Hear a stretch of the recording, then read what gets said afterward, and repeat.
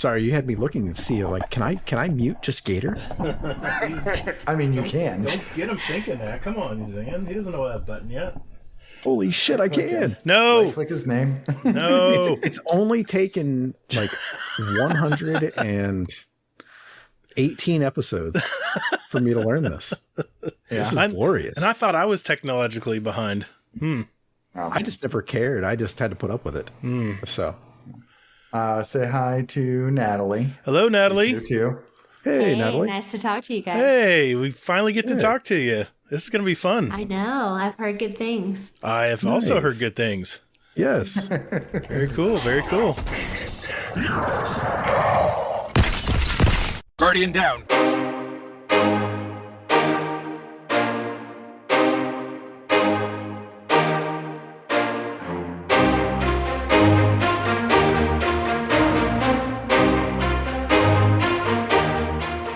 Hey, what's up, everybody? And thanks for hanging out with us today. Welcome to episode 118 of Guardian Downcast. We're a couple dads that love all things in the Destiny universe, and we talk about it. We also interview content creators and community members to find out more about them. We're the show that wants to know what roll did you get on your Jurassic Green pulse rifle this week. I'm your host, the Gatr, and my co-host Hazel is here as well. Hey, man, how's this week blown by? Good or bad? I don't even know. Not again.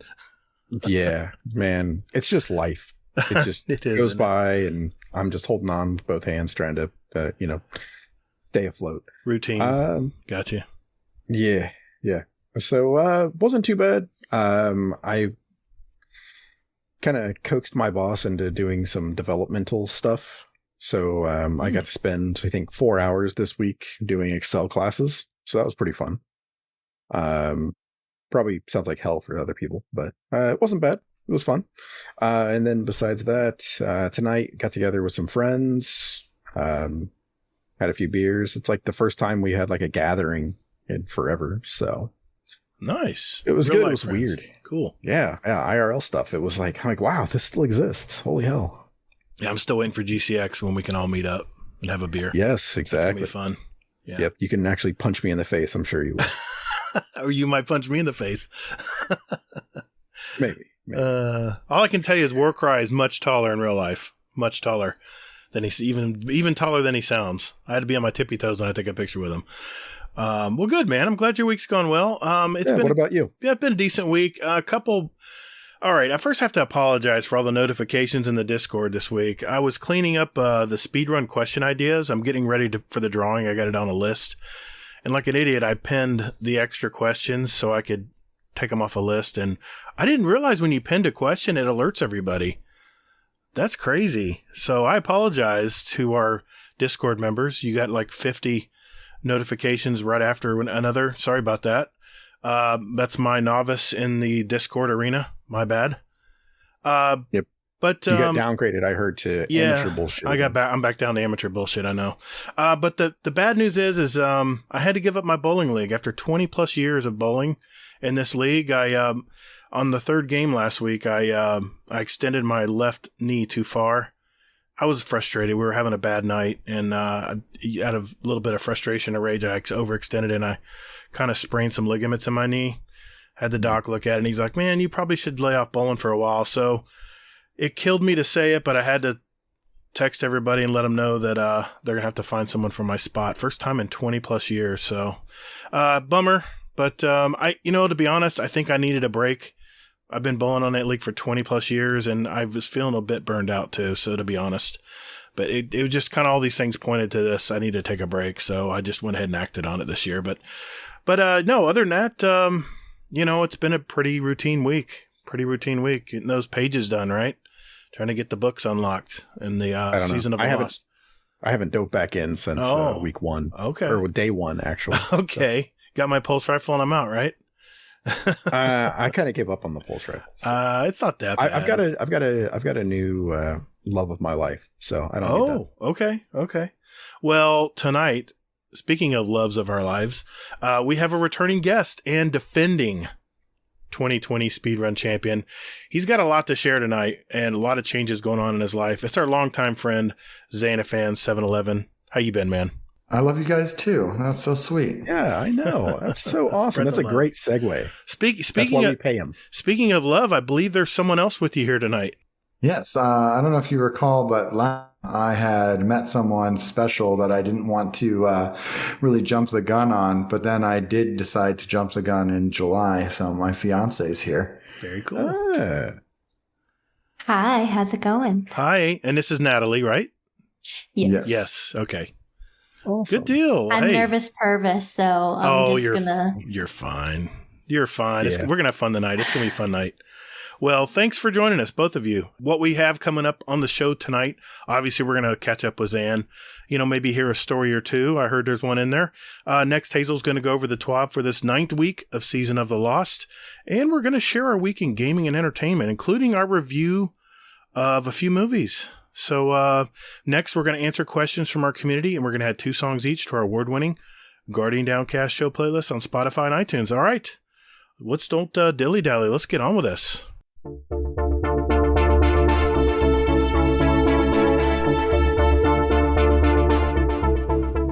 Hey, thanks for listening to Guardian Downcast. You can find us on Twitter at Guardian_D_cast. Or, you can find us on Instagram at Guardian_Down_cast and see what picks our weekly guests want to share with you. Or Hazel, just visit our website at GuardianDowncast.com for all the contact information and where else you want to find us. And you can also play any past episodes you like in any order you like, right from your browser. Don't you or me, man. Anyway, so hey, Guardians, check us out, and later, Guardians. Toddles. Hey, that's my line, man. Well, Zan the man, how you been, brother? It's been a while since you've been on our show, but well, of course, it was last year. While. Yeah, it's been a while. So just nothing really changing, right? Pretty much status quo. Oh my goodness, it's been such a year, I guess. Yeah. And the last time I was on, I feel like every time I'm on, my life has drastically changed. Yeah. Yeah. It's the first time I was on, I had just moved to South Carolina. Right. Mm-hmm. And then last year, and now I live in North Carolina. So you're in North Carolina. Wow. Where are you going to be next year when we talk? Oh, North Carolina. I thought you were going to say North Pole. I hope. Okay. That's cool. Awkward. Yeah. Right? I'll keep him. Well, one of those changes I heard was several job changes. You want to share how your job adventure's been going? Oh my goodness. Okay. Sorry, I told Gatr to ask about this. Mm-hmm. And help me out, Nat. But I left Applebee's. Mm-hmm. September? The end of September. To take what I thought was going to be my dream job with a vineyard here in North, driving like an hour to Applebee's every day once I moved to North Carolina. Mm-hmm. And I was like, oh, cool. I'm going to be a district manager. I'm going to be working in wine. It's going to be great. So I start this job, and it's me and like a marketing person and a chef who is like supposedly one of the best chefs in North Carolina. Wow. And I worked there for a week before I realized that this chef was a nightmare. And I don't think he's the best chef in North Carolina. He's won a couple Charlotte Awards, I guess. But it's harder to find him on Google. Yeah. And he was just, I don't know if he was just like not aware that he was saying different things to different people. But one example, he was going to change one of the menus at one of the restaurants. And he told me that it was going to get changed on October 1st. He told everybody at that restaurant it would be the week of October 1st. And he told the owners of the company that it would be, within 2 weeks of October 1st. So it's just not. So I was like, Natalie told me, go ahead and quit. And I was like, okay, yeah, because this is a nightmare. So I quit. I did an exit interview. They said I was very professional and they offered me to run just one of the restaurants for the same salary. I told them no. Said I was trying to be a district manager, which doesn't run shifts and isn't in the restaurants. They called me again a couple days later and asked me to come back again. I told them no again, and I was looking for jobs and doing DoorDash and stuff in the meantime. Weeks, they call me again and asked me to come back, and I said, I'll tell you what, let me put together a proposal of what I'm looking for in a job and what I feel like this job is supposed to be and what your company needs. And if you agree, then hire me and we'll go from there. So I went in, I had a meeting with them. It was 2 hours, and I outlined just what a district manager does for any normal corporate restaurant group. And they told me they would follow up on, that was a Friday, a week ago today, actually. And they said, we'll call you by Monday and let you know. And I asked for more money too. I was like, well, let's ask for more money. On Sunday, they called me a day early and offered me the job because that chef had resigned due to possible harassment type allegations. Oh boy. And so everything that I had wanted fell into place perfectly. Nice. And so I've been back today was my second day back, and I have like my only boss are the owners, and it feels pretty good. Now, is Applebee's, is it a franchise? We were a corporate Applebee's, but it's corporate. Okay, yeah. Gotcha. Okay. So now I manage the rest. It's 2 restaurants and a tasting room. They're building the 3rd restaurant right now. Very cool, man. That's awesome. Congratulations. And I got a $12,000 a year raise. There you go. Holy shit. That's a lot of responsibility. You should be getting paid good for it. You know? Yeah. So you kind of got like an unpaid vacation for like there you 3 go. weeks. Yeah. Hell yeah. Yeah. And then you came back to making more money, so it kind of pays for it, though. Well, the Right. food industry is hurting right now, man, with the COVID situation. A lot of people aren't coming back. They're like, I think I'm going to do something else. So I know they want to hang on to good talent. So you picked the perfect time, dude. Yeah. And that's part of the process too, is I told them, I said, the labor, just labor in general is changing drastically. Yeah. There's Chick-fil-A around here is paying $19 an hour, and you see signs everywhere that are like McDonald's, $15 an hour. 19 an hour? Yeah. And you don't have to work Sundays. Yeah. I know. I was considering That's amazing. That's crazy. That's it's like $42,000 a year for full time. Wow. For Chick-fil-A. Wow. And no Sundays. That's crazy, man. Wow. So yeah, there's a lot of crazy things happening in the country right now, and so minimum wage is still $7.25 here in North Carolina, and places are like, yeah, no one's going to work for that. So minimum wage is without the government being involved, and it's really interesting. So we'll see. Wow. Yeah, that's awesome. Well, congratulations again. Thanks. Yeah, it's man. It's been weird month, but it ended up being a good decision after all. Yeah, for sure. Yeah. Yeah. All right. Well, sir, actually to either of you, I guess. How did you two meet? We met online, so bad for a lot of people for a lot of different reasons.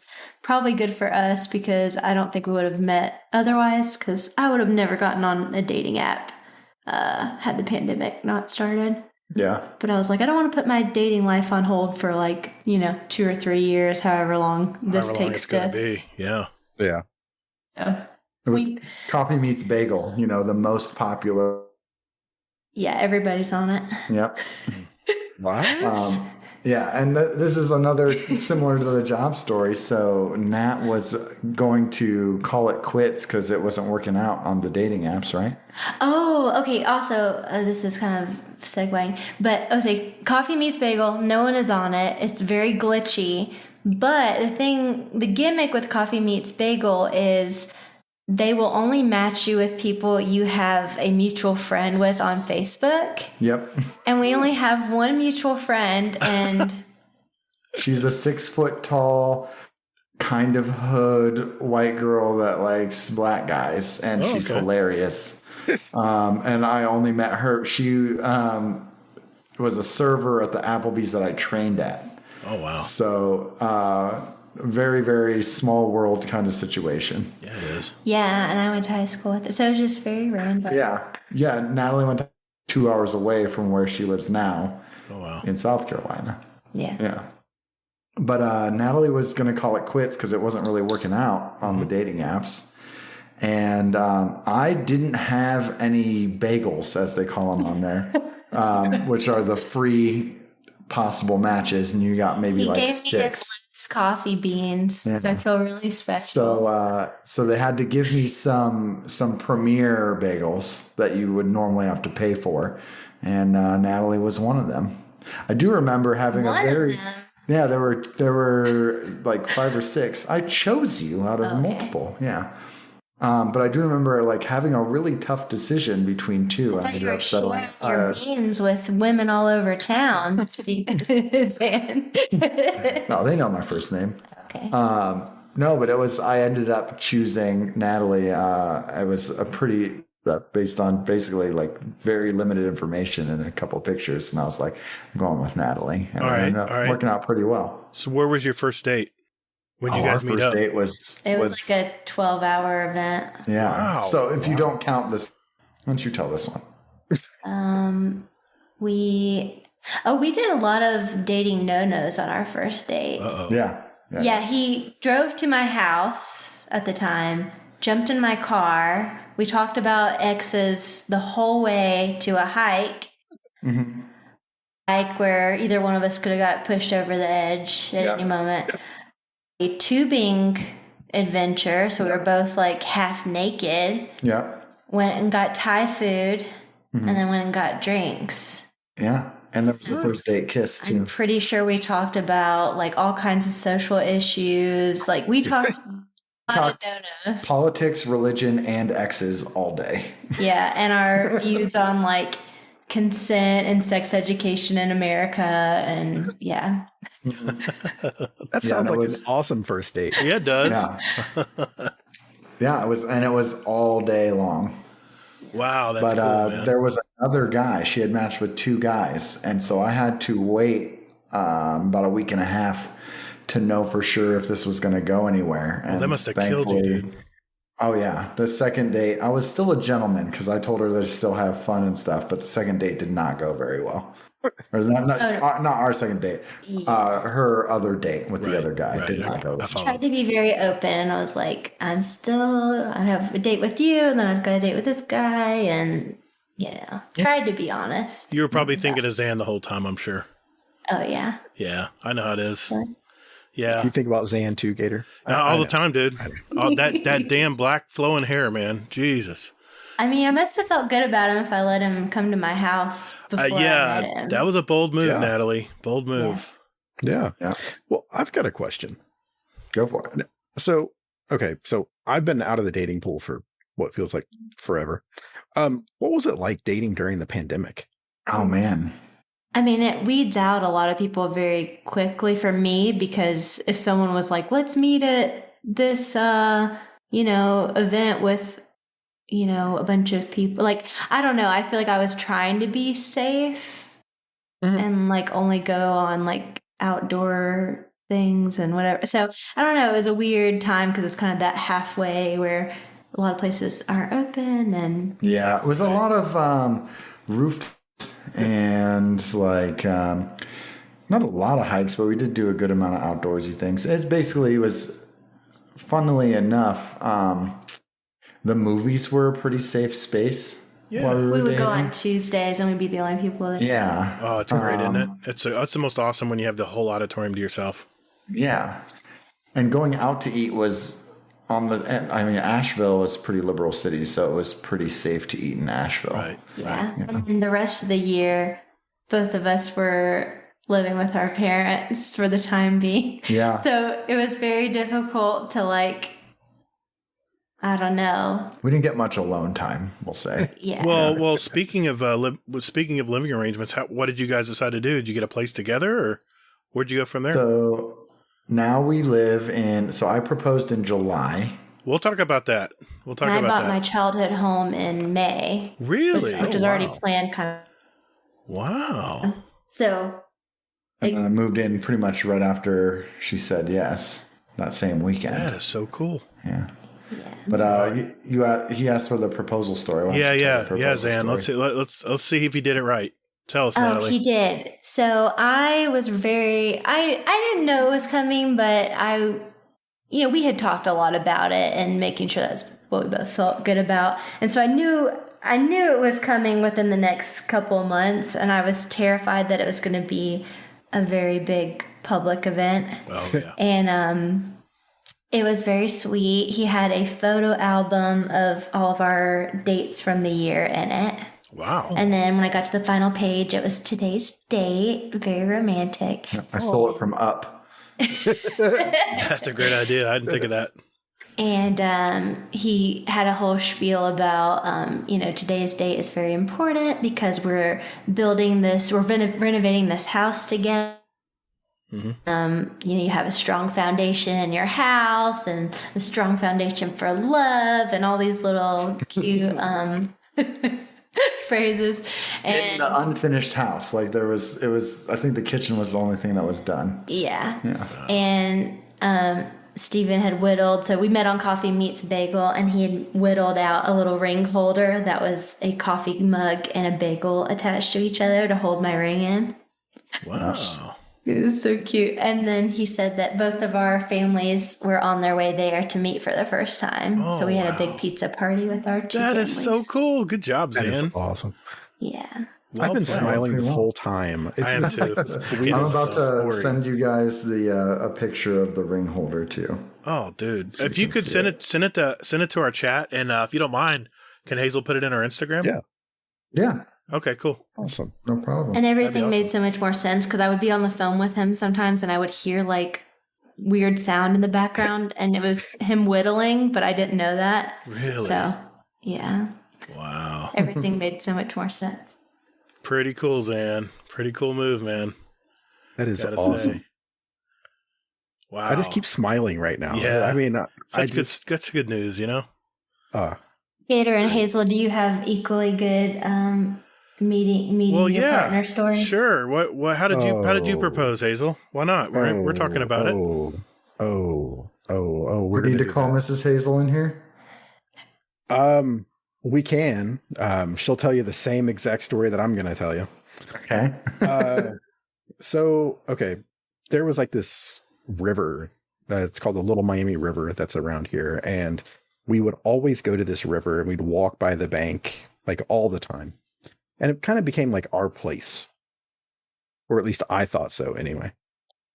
So that's where I proposed. I was just like, hey, it was like right there by the riverbank. It was like a nice kind of like winter day kind of thing. It was like right before it snowed and everything like that. So it was still kind of okay for Ohio. Yeah. And she was just like so excited. She was like, yes. She's like, this is great and everything like that. And then she's like, she put the ring on and then she took it off and she gave it back to me. And she's like, hey, she's like, I say yes, but I am not going to tell this story to people. She's like, you can't propose here. What? Why? What's the why? It was basically just because that I guess that she just didn't want to say that I proposed at that location. So what I did then is I was like, okay. So then I made her wait like a couple days and things like this. So I was like, all right, well, fine. If you're going to act that way about it, then I'm going to fucking embarrass the shit out of you. So, yeah. So what I did was I just didn't tell her basically when I was going to do it. So then I ended up basically putting it on like a box on the tree for Christmas. Oh, that's cool. So it's still pretty soon, right? It was within like a month or two. Yeah. Okay.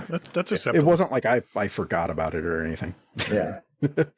But yeah, so I put it on a tree and like we had all of our families over there and everything else. And like nobody knew that I'd proposed earlier. Mm-hmm. So it was like, she was off doing her thing and like we were getting ready for gifts and that was the last gift. And I did ask her dad beforehand and got his permission, like way back when, and he even stopped me and he's like, "Did you do it?" And I'm like, "Oh yeah, I did, but we're gonna wait for now." Right. I didn't know how else to say that. She said like, "Yes, but." So, but do it again. Yeah, but do it again. You know, we're gonna do a do-over. Yeah. So yeah. So then I ended up like it was the last gift, and I was like, "Oh hey," I'm like, "There's something up there for you." And she saw it, and I was already on my knee when she came back around, and like all of her like her friends and everybody like that were just like bawling and like getting out their phones and everything else and taking pictures. So I was like, okay, she may have a point. This was a better, I guess, situation. Yeah. Yeah, mine would have been a much better surprise, but her mom kind of gave it away with getting nails done or whatever. Yeah. So, because everybody knew the specifics. Yeah. Except for Nat. I've Mrs. Hazel was like, "Hey, can I add something to that?" I don't know. Yeah. Let's hear it. Let's hear it. All of a sudden, I hear this thing behind me going, this voice, like, "Can I add something to that?" This is Zan and Natalie and the beloved Gatr. And hello. Hello, all. Hey. I'm Tasha. I'm sorry. Hello. What's your name again? I'm just kidding. Just kidding. Go ahead. So I have to add something to this story. So there's a park. Well, there's a park near us where he originally proposed to me, but my family, they all called it Deliverance because there was a really bad smell near where he proposed. How many times have we been there? I didn't know this. We don't notice the smells, Tasha. We don't notice that stuff. We don't notice the smelly stuff. We just, smelly stuff. Yeah, smelly rivers and stuff. We don't notice that. We're concentrated on you guys. Well, exactly, yeah. But like, we've lived here a really long time, and yeah, my parents and my family, they're like, "That's like Deliverance down there." That makes sense. That makes so much more sense now. Yeah. Yes. I'd be like, yeah, no. But it was really cute. I mean, he did propose to me. It was really cute. Well, good. Yes, but see, if my wife was here, she would have to come in and actually give her side too. So I totally get this. Yeah. Very cool. Very cool. Not that we live in a bad area, but just this like that. There's just like one little spot. It was a comfortable area where you guys walked though, right? Or hung out? What's that? It was like a comfortable area where you guys walked? No, we were in the car. Oh, okay. All right. You proposed me in the car. no, I didn't. Yeah, you did. Uh-oh. Way to go. Way to go. We're bringing people together and we're breaking them up at the same time. First engagement story of all time, I think. My mom caught my dad at the mall buying her the ring. What? My dad didn't try to get out of it. He was just like, I got this for you. It's for you. That's all he said. Wow. As well, by the way. Yeah. My dad had to sell his motorcycle to propose to my mom. Oh, wow. Oh, wow. It's crazy. It's crazy how it all began. Yep. Yeah. Pretty cool. All right. Here's Hazel back. See you, Tasha. See ya. Bye. Bye. Okay. So you guys want to hear probably my story. Do you need to call Mrs. Gatr in? No, she's already in bed. She's been working so hard this week. She is out. I guarantee you, as soon as her head hit the pillow, she was done. She worked 13 hours one day this week. It was just crazy. Oh, yeah. Nat, she's a teacher as well. Yeah, exactly. She's a curriculum resource teacher, which basically means she has like 10 jobs and gets paid for one. So, I met my wife when she was very young. She was only 16 when I met her, and I'm 5 years older, so do the math. I could have been arrested. She was actually a friend of my sister's, and I went on a blind date, just hanging out with my sister. And we watched a movie. It was It was a Matthew Modine movie. I still remember the movie, and I looked over. She was sitting on the other side of my sister. I looked over. I was like, "Okay, not bad." And the I've always been super, super shy as a kid, and I went on my share of dates. Don't get me wrong. I had plenty of dating experience, but within a week, I was like, "Nah, I'm not interested. This isn't it. It's like I was looking for the one, I didn't look, my friends in high school always like to just have a good time, I was never that. I was very straight laced. And, I remember my wife worked at Publix. She wore that green polyester. She was a cashier there. And, I was scared to death. I was shaking. I've never done this before in my life. And, I brought a 6-pack of beer and a pack of gum, and she carted my ass. Just because I was trying to, I guess, flaunt that I was older, more mature guy. And anyway, so we dated very young, and we dated for 3+ years. And then finally, I can't explain it. I just figured it was time. We had gelled pretty good. We were exclusive for a long time, and we lived in our parents' houses, but we weren't, we were just all we could talk about. We would talk for hours on the phone. Easily we would talk for 5 hours. We had corded phones. We didn't have cell phones. Anyway, the way I proposed is, I took her to a really nice restaurant called Lee's Lakeside in downtown Orlando. It's right on Lake Eola. If you know Orlando, it's kind of the big center thing for Orlando is this big fountain and this big, like, little pond in the middle. And there's a beautiful walkway around it.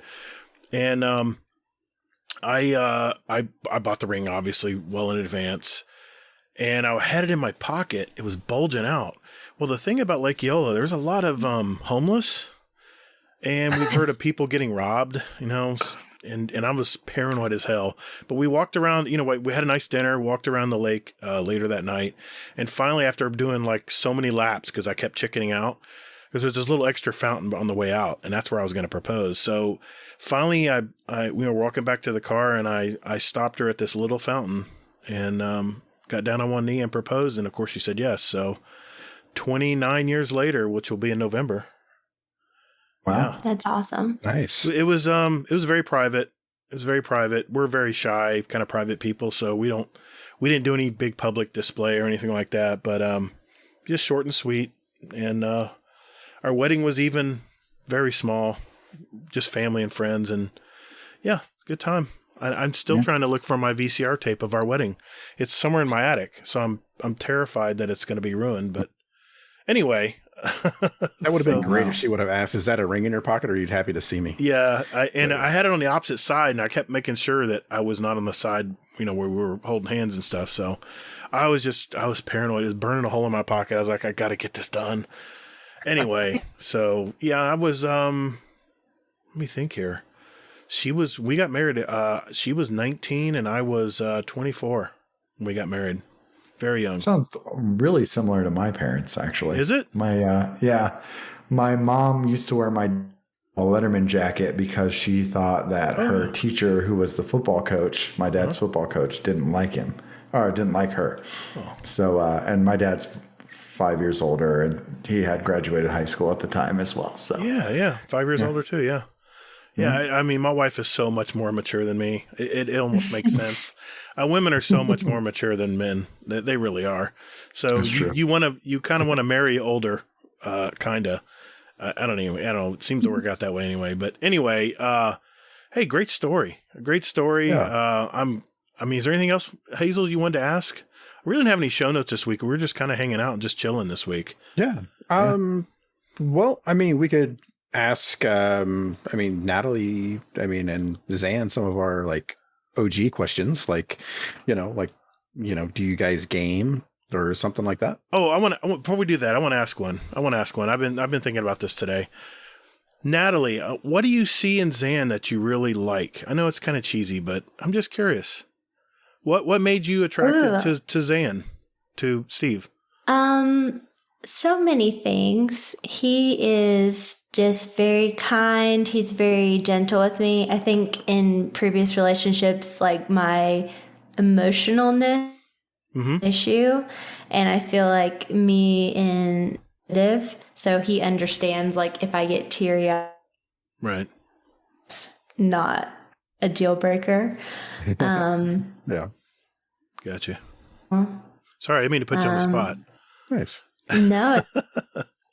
Sound like I can't think of things. It's just it makes you nervous when you get. I know. Yeah. No, but he is just. I can be my total self around him, which is that's awesome. And I might have to think on that one, but Zan, let me ask Zan. What are the qualities you see in Natalie that you adore? Oh man, it was. Of course, at first it was she's gorgeous. Mm-hmm. You know, it goes without saying.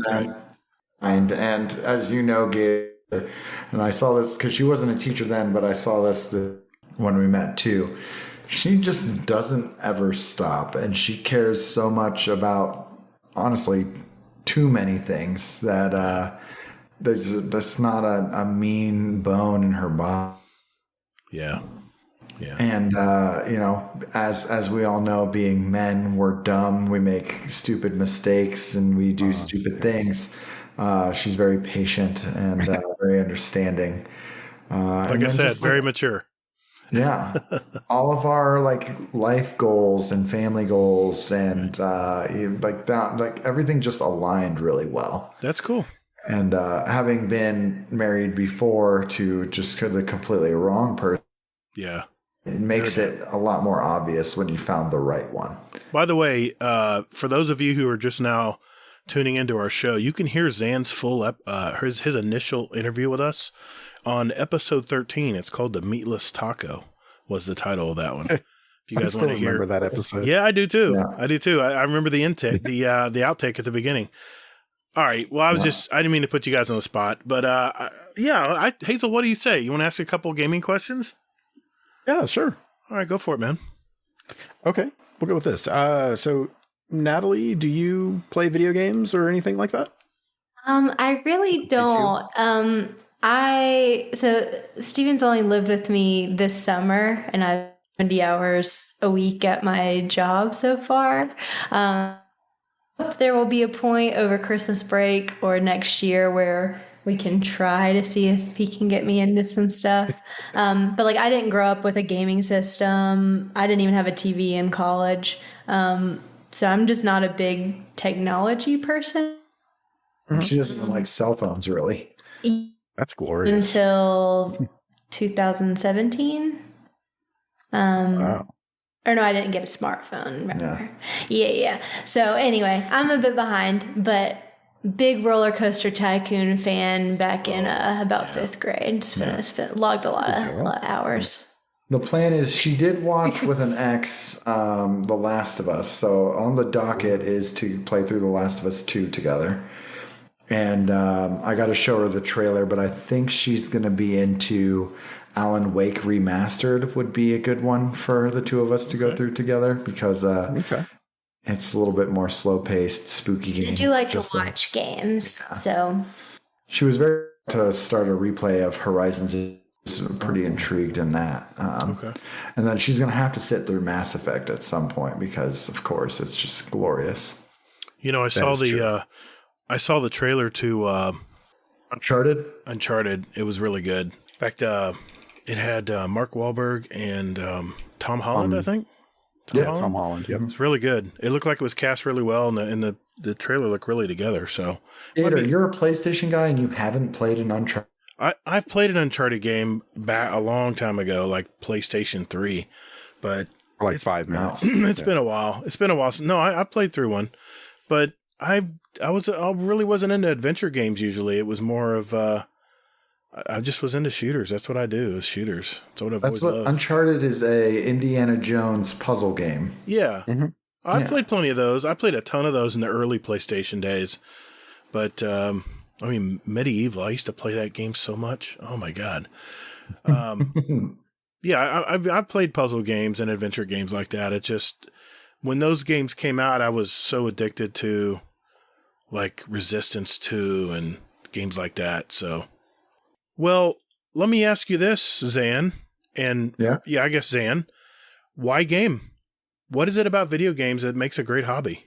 Man, for me, a lot of the time it's the story, Okay. I just beat Kenna Bridge of Spirits, and that was it was definitely like a AA game, but it had such a great story and such a great vibe to it. That was a lot of fun. It was kind of like a PlayStation Zelda.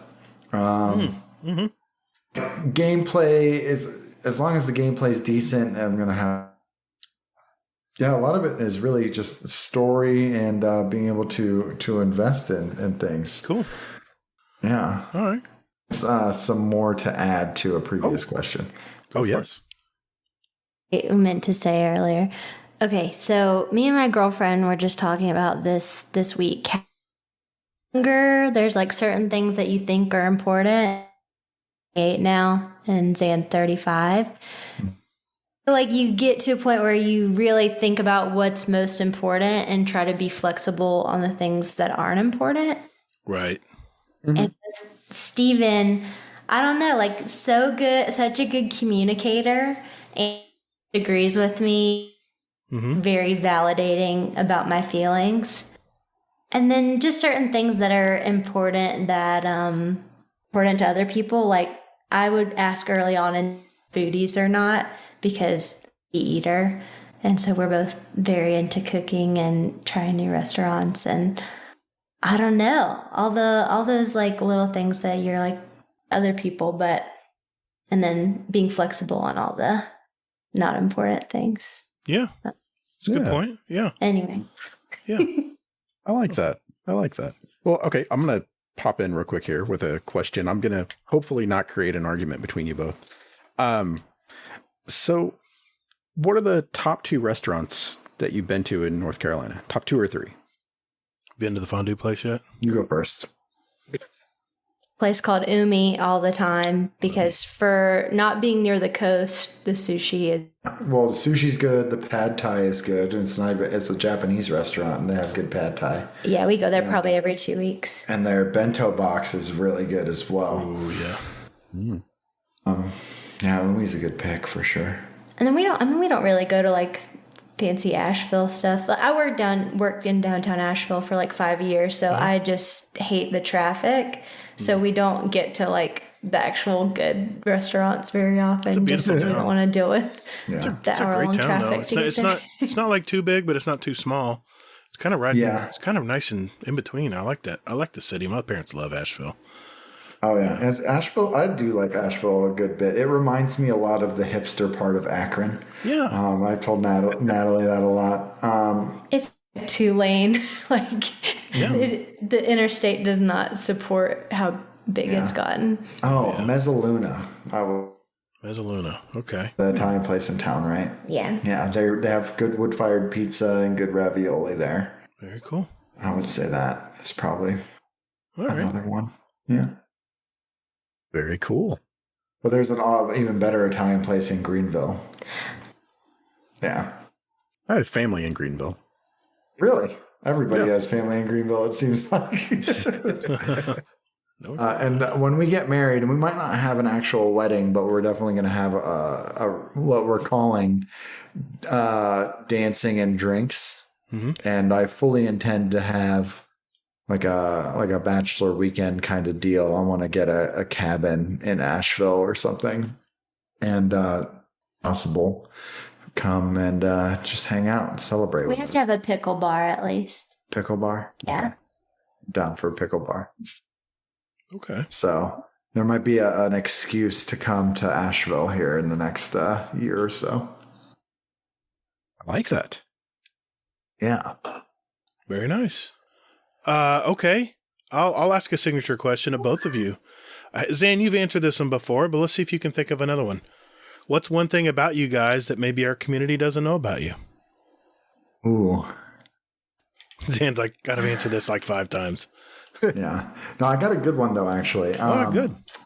So I am, being a musician and being so invested in music for so long, oftentimes such an emotional way that like just tear up. And it's not even line of lyrics or anything like that, but it'll just something about like certain or something like that. It just hits me in the feels, and I'll tear up, and just it'll be affecting me in a certain way. Oftentimes it'll be at church during worship or something. I'll tear up during worship and won't be able to sing for a minute, but it's happened also with some folk songs and even every once in a while. So it's kind of weird. I don't know. I mean, you write lyrics and stuff, so you could probably get more emphasis on lyrics versus just melodies. Yeah, well, I mean, even I've teared up from instrumental songs, Oh, yeah, that's right. You've sent me some cool instrumental songs. That's for damn sure. Mm-hmm. Yes. Yeah, I got one for you tonight, too. Cool. Well, Natalie, what about you?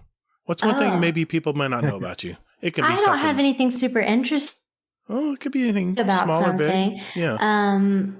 I've been helping with the boys soccer team at my school. Well, that's pretty cool. And they are conference champs this year. Wow. So, what grade level do you teach? She's one of the coaches. I didn't ask you. Well, what I grade only level? really get to go like once a week because I'm a first year teacher, so I have a lot of things to get done.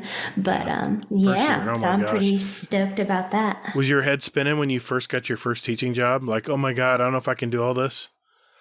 Well, I started last November, so started in the middle of a pandemic. I have never taught before. I have no experience with my subject matter.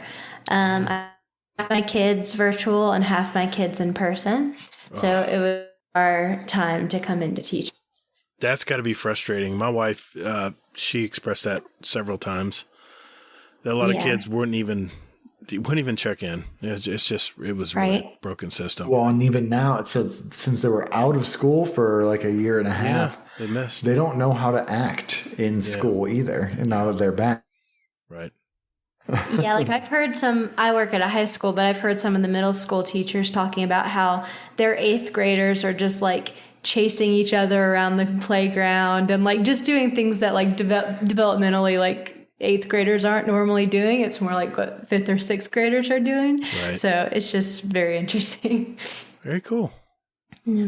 Very nice. And they might have to call this generation the COVID kids or something. It's definitely the COVID generation. Yeah, that's definitely. I think they've curved out a little. Our janitors was talking about how poop lasagna in the bath, lock the stall door, and they'll slide underneath the door and go poop after each other and just leave layers of it in the bathroom. Oh my God. High school. School-wide email about the poop lasagna. Oh my God.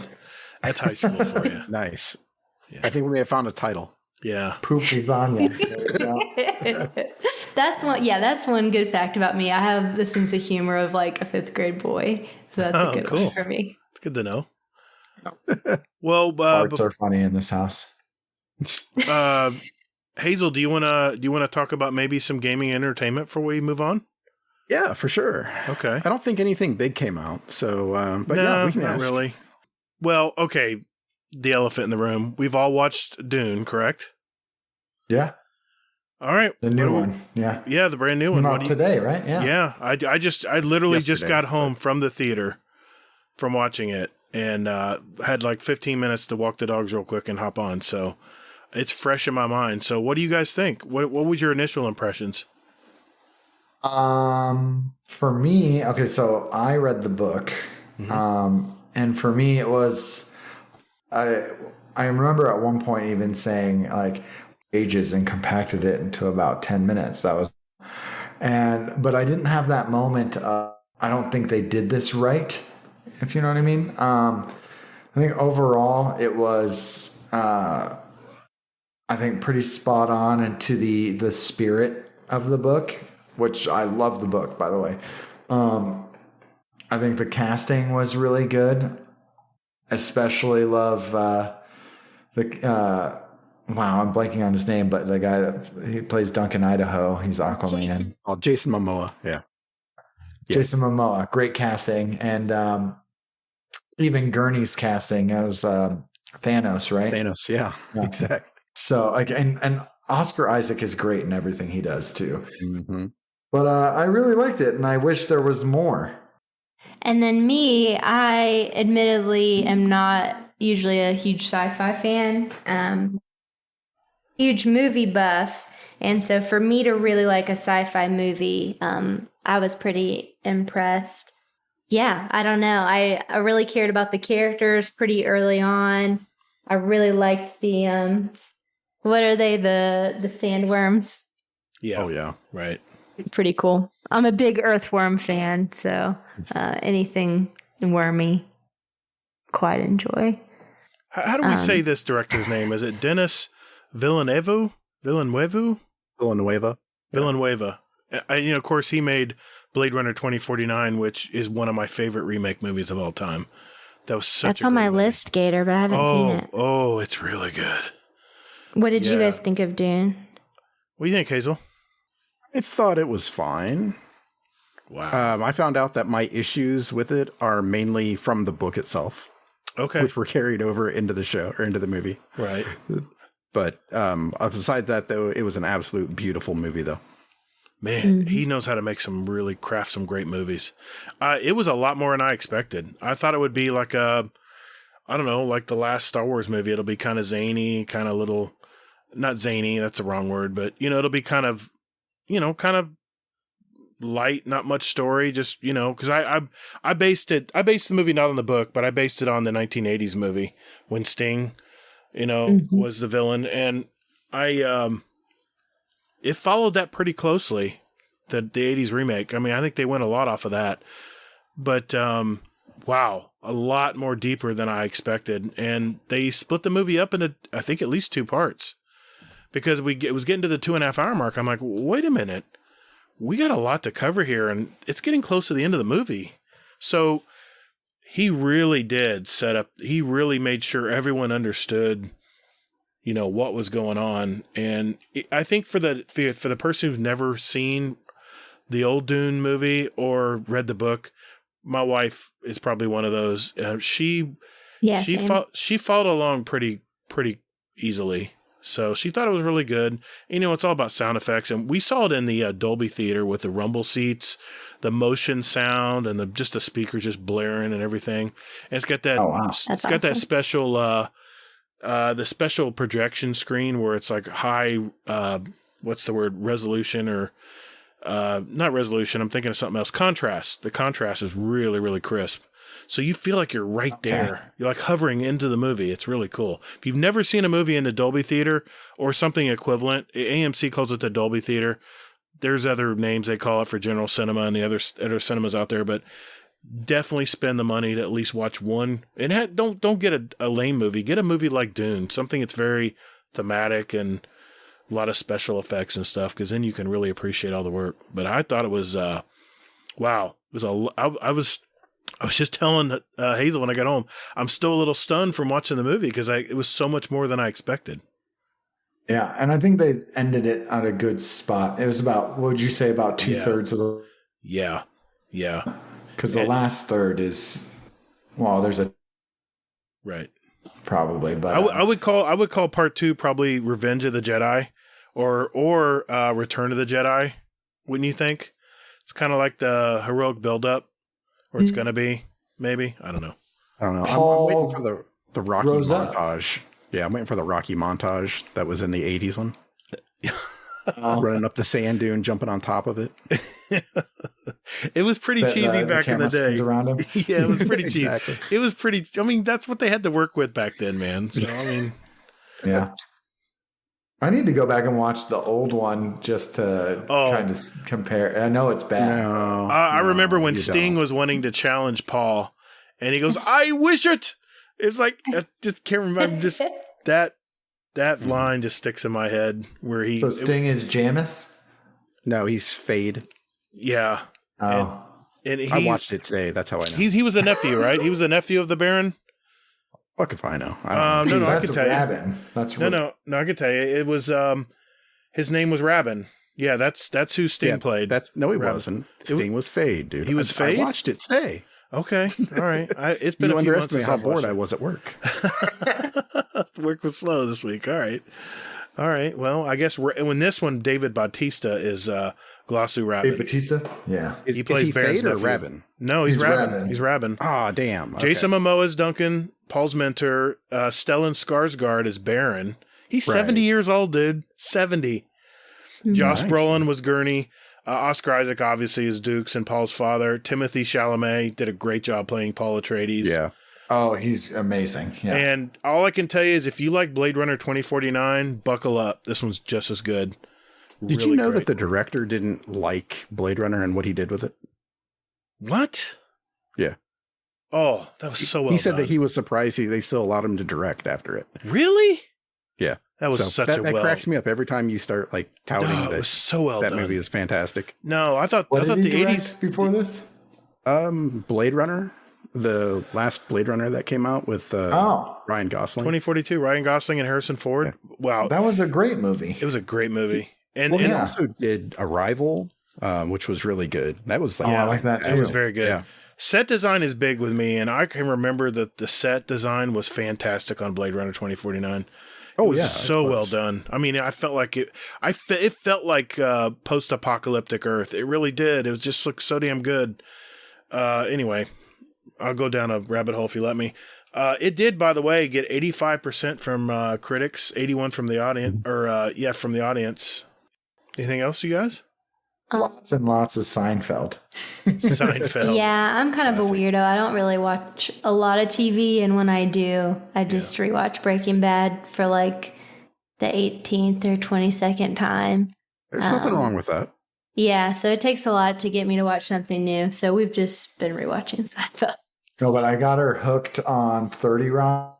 Oh, I that's go good through too. that after Seinfeld. That's one of a my good- favorites of all time. So. That's a good binge. That's a good binge. Let's see what else we've been.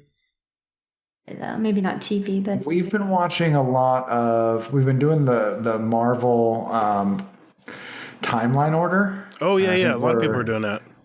Yeah, so I had done it probably about 6 months ago, but Natalie hasn't seen all of them. Steven, it's working. It's kind of working, yeah. Where are we at right now? We're about to watch. I think. Oh, the next one is Winter Soldier. No, it's Ragnarok. Ragnarok is lit.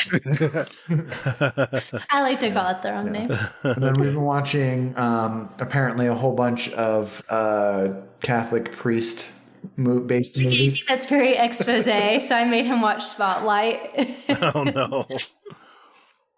It was a good time, like something just really, really miserable and dark. So I like to make him watch anything where a puppy dies. Like, Don't worry. My wife does it to me all the time, Natalie. We watched Spot recently. We watched. it's been a lot of Catholic expose. We watched Titanic most recently Very nice. because that's on Netflix right now. A lot of movies, actually. Very cool. We alternate who gets to pick. Yeah. So, and I've been watching Titan season 3 because it's great. Yes. Oh, yeah, it's The on my finale list. came out. Oh, where am I at? I have a feeling Red Hood is about to switch back to being where I'm at in that season. But,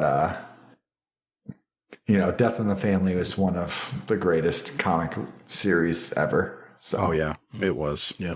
Oh, speaking of DC Comics, did either of you see the trailer for the Flash movie? No, Yes. I didn't yet. Oh my gosh, did you recognize whose voice is narrating it? Yeah. The same person that shows up with the ears at the end. Yeah. Yeah. It's amazing. I'm so excited. Yeah. I'm excited for what's underneath the sheet at the end, even though I already know. Yeah, I think it ends in, I think it begins with a B and rhymes with Atmobile. The OG one, though. The OG one. Right. So I can't wait for it. Yeah. The Batman looks like it's going to be pretty good too. I saw the trailer Pattinson. tonight. Yeah. I tell you what, I will say this: if you like Joker, how dark Joker was, it's going to be just as dark. It's going to be really No, good. it's not. It's going to be Oh, darker dude. than that. It may be darker, but it's going to be a dark movie. It's not going to be it's not the old Batmans of old. It's going to be really realistic No, and and it's, real gritty. It's not a mainline Batman movie. No, it's an alternate Earth Batman movie. Absolutely. Yeah, I got that vibe too. Yep. Yeah. So I can't wait. It looks fantastic. Oh, it's March 22nd. That's when it comes out. I just saw the trailer tonight at the theater. It is absolutely glorious. We got what? Eternals is Yes. Marvel one? Eternals going to be good. That's in November, sometime in November 19th maybe? No, November 5th is Eternals. Oh. I'll be watching Remember the 5th of November. Exactly. I need to watch that again too. Have you read it? Oh yeah. Oh yeah. So good. What about you? For Vendetta, just in case anybody wasn't aware. Oh yeah. Have you have anything you wanted to add, Hazel, that you've been watching? I know I'm watching time here. Oh hell! Oh, I watched Superman and Lois. Oh, that's right. Yeah. Oh, the CW show. Yeah. Is it good? Yes, it is. I was talking about it today with a buddy of mine, and they go out of their way to subvert the CW tropes. So, like, it's funny. It's like the writers watched the CW shows and they're like, yeah, we're not going to do that with this. So it's like, they'll give you like these red herrings where they're like, oh, gee, we're going to telegraph this a mile away and then we're not going to do it. So it's really, that's cool. Yeah, it's a cool thing when they do stuff like that. So yeah, that was a good show. I like that. I'm excited for season 2. Hopefully it comes out, I guess. And then aside from that, Titans I finished, and I think that was mostly it. Okay. What about you? I have 2 more movies I saw at the theater last week, and I wanted to make sure I shared them because I want to make sure they're relevant. You know, people are going to see them while they're in the theaters. No Time to Die, the last James Bond movie of the series. 84% critics, 88 audience from Rotten Tomatoes. The opening scene, which is, always sets up every Bond movie, will not disappoint. I don't know how they can one-up their last stunt scenes, but it amazes me they just ramp it up even more. Really good opening cutscene. Bond officially is officially retired, and he's pulled back to face his old demons, so to speak. But I think it was Daniel Craig's best performance yet. Rami Malek, he played a more limited role than I expected. I thought I'd see more of him, but he was actually toward the end more important. I heard that like somebody saw this and they said they got misty-eyed. Yeah, they actually kind of got the ending. The ending's like a lump in their throat. Yeah, the ending's very sad. I'm like, but what? It's the end of Bond. So, I mean, if you've been watching... It's not the end of Bond. And that's the end of Bond movies. His ass but is going to be back. No, it's the end of 007. No, he's already said in interviews he's not coming back. Daniel Craig Bond. It's the end of Daniel Craig, right? Okay, yeah. We'll see. Well, actually, there's already a new 007 in this movie. I'm not going to spoil who that is, but... Is it Robert Pattinson? Nope. Nope, he does not appear. But the old relationships like Felix, Q, M, Blofeld, which was, Inspector, those guys are all back. So Daniel Craig, Rami Malek, Jeffrey Wright, Ralph Fiennes, Christoph Waltz, all those great casting again. I give it a B+. Riveting story, great last James Bond movie, and ending of at least Daniel Craig's saga. So the other movie I did see was called The Last Duel. 85% from critics, 81% from the audience. Another excellent Ridley Scott film. Think Gladiator. It was based on an actual true story from medieval France. I don't know if you guys knew that. Matt Damon, Adam Driver, Ben Affleck, all starring, and of course other stars as well. It's kind of a he said, she said kind of movie, kind of to oversimplify the story, but it was riveting enough to hang in there and watch it. I was on the edge of my seat for the most part, but it was a 2.5 hour movie like Dune was tonight. But Dune filled that 2.5 hours. I felt like there was a lot of filler in the middle of this movie. So I had to take a slight deduction because of that, because I was kind of looking at my watch in the middle of the movie going, woo, look at the time. When are we going to get to the end of this movie? So I give it a solid B. I would have given it a B+, but the length, there was extra length in there. It just didn't need to be in a movie. So, yeah. Movies I am going to be watching coming up. I am going to be watching King Richard. That's about the Venus and Serena story. I'm interested in that, but I don't understand why we care so much about their dad. Because he was a tennis pro. It's kind of a story about him and how he decided to raise his daughters because he was so marginalized as a black tennis player back in the day in the 70s. He wanted to make sure that his daughters dominated the sport and really open doors. He was a tennis player. He was a pro tennis player. Yeah. Okay, so that makes a whole lot more sense now. It's a great story. Of course, Will Smith's in it. I love Will Smith, anything he does. So it's going to be a great movie. I think it'll be really good. Ghostbusters Afterlife is also out in November. We talked about Eternals. Oh, yeah. Talked about Eternals. What else? There was something. Oh, Matrix in December, Christmas. Oh, Matrix 4. Yes. Going to be watching that. Going to be watching that. A few more movies I'll probably throw in there in between. But, so I got some movies. Spider-Man in December. Is Spider-Man in December? No. Yeah. I will. Oh, yeah. I don't miss those movies. I'll drag my wife to them. See, the reason I don't see a lot of the Marvel movies maybe as quick as everyone else is my wife doesn't like watching them. And I have to kind of bargain my way into it. I'm like, all right, see this movie over here that you want me to see that I'm going to cry in at the end? I'll go see that. But you got to go see this first. So that's usually that's marriage. That's how you negotiate. Yeah. Speaking of which. Hey, all right, so Halloween is in like, what, a week and a half? Have you guys been watching anything spooky? No, not really.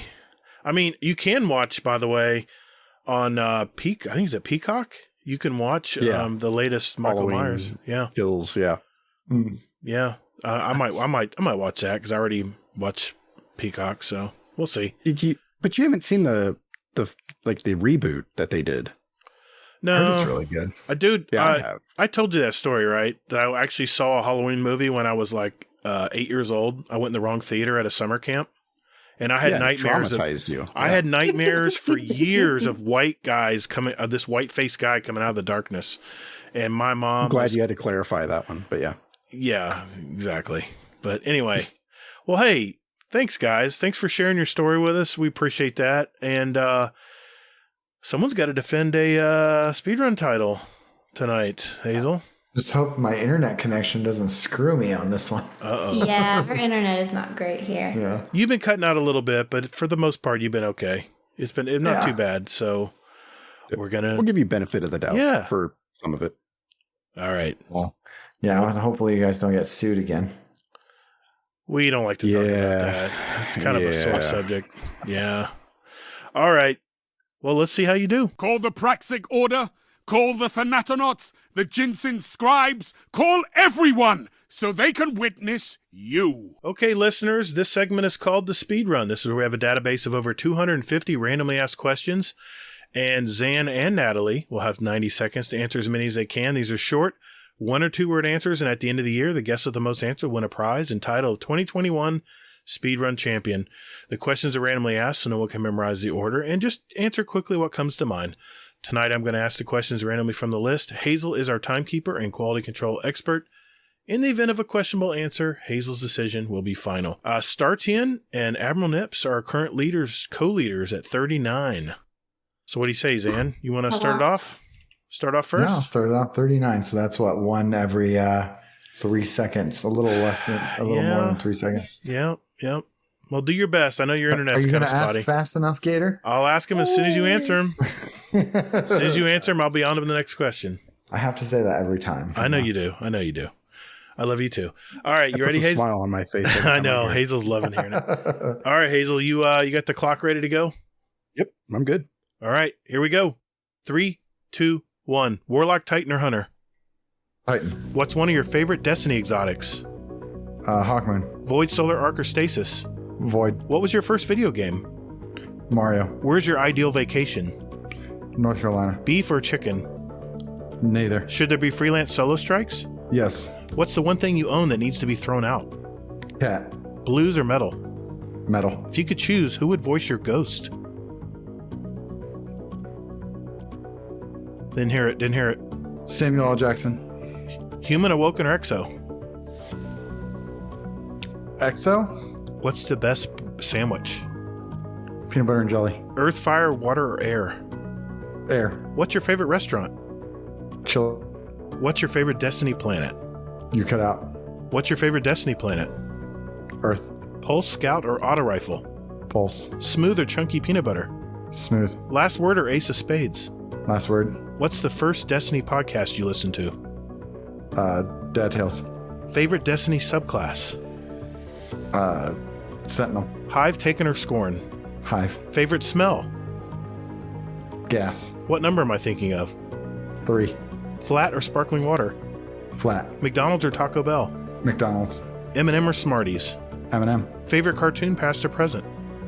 Dexter's Laboratory. Destiny's 1 or Destiny 2? 1. What's your lucky number? 3. Is Telesto the besto?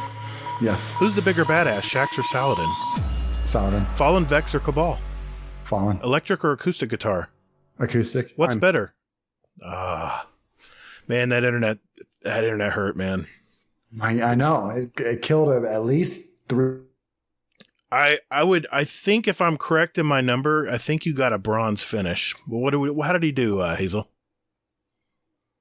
33. Yeah. You're right there in third highest. Short. Third highest. No, you did good, man. That was a good representation and good defense of your last year's title, which I believe was 25. I think you and Fluffy split it. 25, I think. 29, thank you. Geez, that's all right. Someone Amateur. remember. Someone remember. I think he cheated on this, by the way. Okay.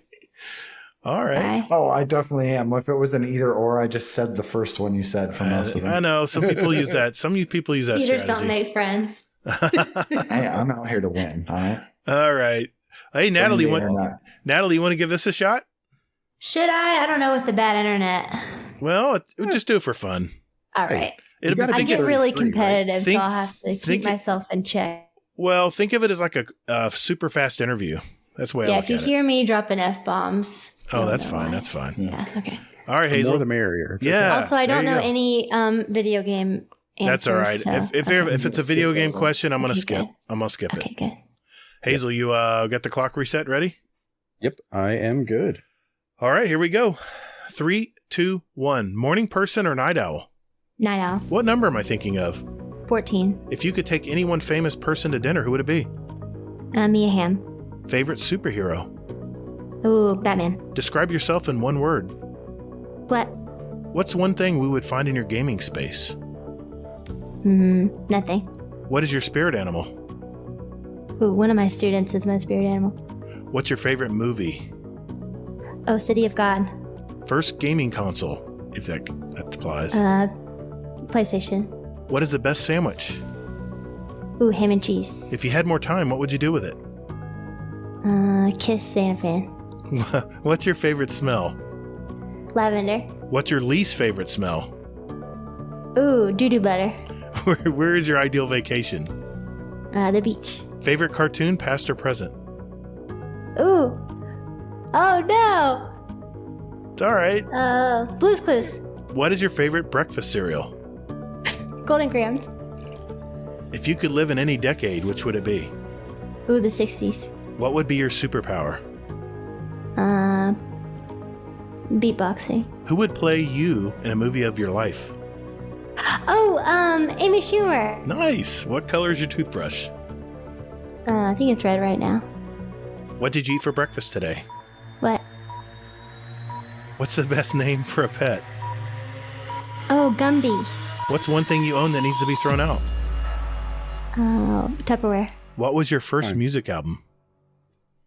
That time. Yeah, go ahead. Answer. Yeah, what is it? I'm Gosh, curious. I played like Now 5 or something lame. What was your first? Oh, okay. That's cool. Or like the Wedding Singer soundtrack. Like Yeah. my parents were very like, I wasn't allowed to listen to mainstream music, so it was like it had to be a movie soundtrack or like contemporary Christian. You said the Wedding Singer soundtrack? Yeah. That's going to tie into something later. Okay. Oh man, I definitely said earlier that I would throw my cat out because Yes, I saw that. I heard that at least. Yeah. Oh man, the cartoon one really threw me for a loop. It sounds a lot easier when you're just listening to it on the podcast, but it's a little more pressure when you're. I bet I got like at least 49 or something. Well, let's ask Hazel. How many did she get right, Hazel? Boy, I'm scared. She said she's expecting 49. Let's go with 24. Yes. Nice. Not bad. Not bad at all for first time doing it. Yeah, Dan's done it exactly. this is Dan's third time, I believe. Yeah. Yep. There's always next year. Exactly. Wow. Wow. You know I'm a Browns fan with that phrase. Oh boy. Uh-oh. Wow. Well, hey, thanks for playing, guys. That was fun. That was fun. I'm glad Nips is in the lead right now. I'm so happy for Nips. I know he worked really hard for it. Startian was she was a machine. I mean, she was a human being that thought of stuff very quickly. Very smart person. Anyway, I want to avoid any more lawsuits. She doesn't like being called a machine. I know. No. Sorry. I'm going to blame both the internet and Gatr picking longer questions. They're the same length that Nips answered. Same structure. I'm going to blame mine on I just suck ass at this game. Okay. Well, hey, I've got a question for all you listeners out there. Do you have a great speedrun question idea? If that's a yes, join our Discord, enter them in our Speedrun Question Ideas channel, and we're going to add them to next year's speedrun. Just remember, they need to be yes or no, 1 or 2 word answers. Either or questions will be accepted. I like what's your favorite, too. At the end of the year, we're having 2 drawings for a $25 gift card of your choice. You can enter up to 5 questions. Well, actually, you can enter up to as many as you want. We're going to only pick 5, and they'll go into the drawing. So good luck with that. All right, that means it is time for This Week at Bungie.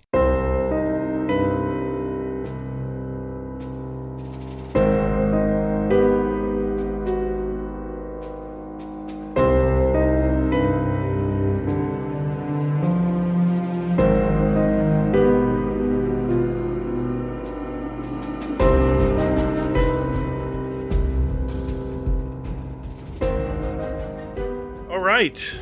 9th week of Season of the Lost. Hazel, what is on the TWAB this week, man? All right. So, for anybody who doesn't know, it's Festival of the Lost. Yay. It's still out there. It's still a thing. Good luck. It's boring as hell for me right now.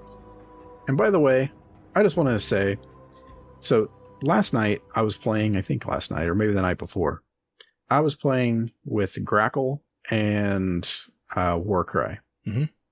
And Warcry, that son of a bitch, bought the Skitter Scare ornament, or the Skitter Scare sparrow.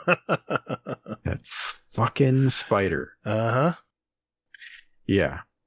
Yeah. It's pretty cool. No, it's not. Not cool at all. You don't like spiders. That's where I'm gonna insert a clip right here It's not gonna happen, man. of Hazel's love for spiders. There we go. Yeah. Burn it to the ground. All right. Okay. So, aside from that, here we are. Everybody's trying to farm their Lincoln Greens. And aside from all of that, is Trials is back this weekend. And they are doing a freelance Trials with double rewards. Ooh. Yeah, I like this. Yeah. So you can get out there, you can do freelance, and you can pretty much see how it goes from there. I haven't tried this today. I haven't had So, I haven't done it either. I mean, it'll be interesting to see where it goes. And, Yeah, I was watching True Vanguard play solo today, and he was having pretty good luck. Of course, it's True Vanguard. I mean, he does. yeah, he doesn't count. Yeah, it's probably not a good representative sample, but it was fun watching him play. And like a couple of times, he'd be like, "Oh, I thought that blueberry had my back on the door," and I keep forgetting I'm not in a team. So you got to watch your back, Yeah. Yeah, but that's par for the course, though. Mm-hmm. Welcome to how the other half live. All right. So, regarding Trials, so yes, this is the Freelance Labs weekend. Trials rep points will be doubled, not the rewards. Sorry there. Yeah, I thought that. I was like, yeah, that's what I rewards? meant. Really nice. Yeah, they'll probably do double rewards at some point, I'm sure. Sure. But aside from all of that, it looks like it's Reed's Regret will be rewarded this weekend. And that's basically it. The DMG did mention some information on Reddit that he'd followed up with a tweet, and I think you have that. Yeah, because people were asking about this, and DMG says, quick Reddit response to some questions about trials. Number one, why aren't we talking week over week about a population dip? Number two, why aren't we talking about feedback concerning the flawless pool? And number three, why aren't we talking about blowout matches? And he responds with this. He goes, it's expected that trials population decrease week over week. The team is doing work to see what can be done to reduce the decline or even increase population on occasion. But right now, we're in a period of trying new things. Between the rework to rewards and trials labs every few weekends, we're getting a ton of great data to inform potential changes to the mode in the future. We want trials to do the best it can be, or be the best it can be, as we want Destiny to be the best it can be. There will be some, they'll still see some bumps. There'll be some hiccups. We're excited about the knowledge we're gaining and what could come about in the future. Number two, the flawless pull will be enabled on Sunday. The team is cooking up changes for trials matchmaking, and we'll provide additional information when we have it. I mentioned in another comment, it's looking like we may have it for the TWAB next week, but can't make the promise just yet. And number three, in terms of uncompetitive matches, quote unquote, team is investigating as we introduce more labs weekends and address feedback from previous. We're still digging through the data. In terms of players are resetting at 6 wins, it seems that a minuscule population of players is actually doing this in practice. Yes, it's an issue that needs to be addressed, but it's not burning down the playlist to the extent that some are stating. Okay, so maybe I overstated things. All right, I'll take that on the chin. Thanks for continuing. Because they have alternate accounts, so they don't need to do that. Yeah, we talked about that, and I'm not going to drown everyone out with my quotes about trials, but it just seems like the changes again. I'm just saying the changes they need to make trials work with the card resetting, alternate accounts and stuff. It's real simple. They just have to inject very high level rewards for going in the flawless pool. If there's a reason for people to jump in the flawless pool, they're going to do it because of the great loot, or maybe they get tons of the high, exotic materials and stuff. So that I think they just need more incentive, because right now there's not a big incentive to go flawless other than if you like to play at the highest level. And I think second, they need to institute more skill-based matchmaking. I mean, Myling Games was talking about this in a couple tweets actually this week. And, he was talking about how people, there's like a steady line where people meet their expectations or meet their level of skill and are not blown out. And then there's each side of that line, which is blowouts, not having any fun, or they're just running over people and it's getting boring. So Bungie has to work at finding that sweet balance. And I think if they include more matchmaking based on skill, I don't know. I'm no expert about it, but it just seems like when skill-based matchmaking is introduced, that more of my games come down to the wire. That's all I'm saying. Yeah, that's all my rant. I'm done. I don't know. It's like I said, they just need to keep people the hell out of the general population and entice them to basically not play on their alts. Yeah. Or carry too, or, have the carry services where they're carrying. I mean, that's the thing right there. Yeah. Because I don't understand how you can get on a Monday at 8 or 9 o'clock at night that you can get rolled 5-0 by somebody who has a 29 KD. And I'm like, where the fuck have you been sitting all week? And 50 flawlesses. Yeah. They're just hovering in the kiddie pool and just jumping on people. I don't know. There's no easy answer, and it is in-game content. I mean, let's keep that in mind. Hey everyone, looking for some like-minded gamers to Destiny with? Or maybe just a place to de-stress and talk about life with others for a bit. Or maybe just a place to discuss the latest movies, the TV shows, new awesome music out there. What about New Year's resolutions or goals or our fitness section? Well, you're also forgetting about our channels with links to our clan, Speakpipe, our show music playlist for God's sake, or even where to get a show t-shirt, mouse pad, or coffee mug if you want to help support us. Wow, you're not just a Bungie shill, you're a Guardian Downcast shill, huh? So, man, you must be forgetting also about the podcast questions channel, where listeners can put in their own questions for us. And Hazel, our show feedback channel, where listeners can talk about our past podcast. And our... Stop. This shameless plug has gone on long enough. I'm going to put a fork in it. Everybody, just go to the GDC Discord community link in our weekly show notes, where you can see the invite there. Just visit us at guardiandowncast.com. That invite link there will never expire, so just go there too. And later, Guardian. Oh my God, just stop. What? What did I do?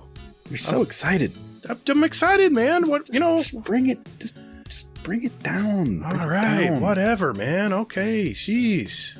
Lay off the coffee. What a downer. Yeah, I just don't understand how somebody can like roll you with like a 29 KD on Monday at like in the afternoon. It's like, the fuck, where have you been all week? They just need to entice people into staying in and not playing on their alts. Well, there's all kinds of things at play here. There's people who like to carry their friends, or they actually have paid services where they carry people. Recovs, are probably frowned upon now, but I don't know how enforceable that is, to be honest. But I don't know. There's no easy answer, and it is in-game content, but I mean, this isn't a good comparison, but raids are in-game content, and we can help people out that haven't raided before, and it's not so imbalanced. Yeah. It's not a good, I know it's not. Yeah. It's a tough comparison, but it is in-game content. So, I mean, raids are accessible to everyone who wants to play it. And I guess Trials is too, but now it's more accessible. Well, all I know is if I jump into a raid that I haven't done before and people want to help me through it, or people want to help me out or tell me what to do, I don't feel like I had a terrible time doing it, and I'm never coming back to raid again. And it's usually the contrary. Usually what happens is I can't wait to play the next raid after I learn this one, I don't know. There's no easy answer, and we can spend all night talking about it, I'm sure, and I won't bore anybody else with it. So we'll move on. Sorry. Had to get that in. You're good. Yeah, you're good. So next up is Bungie is doing a costume contest for Destiny. So go ahead, dress your Guardian up, take a snapshot. Group shots are allowed. Get creative with the use of settings, shaders, vehicles to get extra points. Masks, costume, and badass armor combinations are most definitely welcome. You can post them on Twitter, Instagram, all the good places like that. You can get a cool emblem. Aside from that, you can do another event that they're doing, and it is the real life fashion contest. So with that, you can do pumpkin carving, digital painting, handcrafted, something to show that, hey, you are talented. I like this. This is neat. And they even gave you some stencils to use for some pumpkin carving. And they actually had Telesto stenciled in too. I like the crow one. That one, it looks like almost a Harry Potter almost with the scar across his forehead. I don't know. That's the first thing I thought. What do you think? Yeah, kind of the same thing. Yeah. So, all right. And then shit's broken. Yep.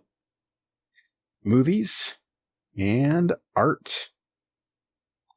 Cool. That's pretty much it. Yeah. Yeah. And then they did say in the bottom of it here, good old DMG. DMG's been busy this week. He has. Can I just tell you that? Yeah. So with it, he said here that, so he touched on basically the quality of life changes that are coming up in December for the 30th anniversary release. Oh, yeah, yeah. And he basically just touched on those a little bit, fixing some errors that have been happening, all that good stuff.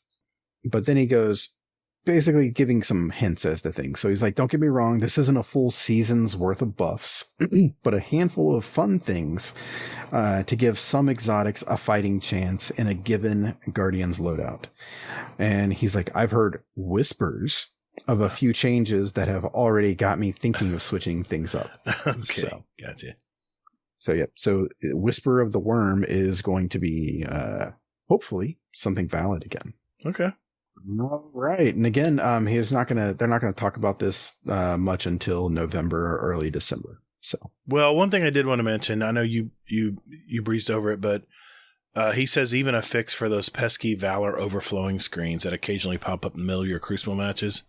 I hope that means you're going to be able to reset your Valor without having to go to the damn tower.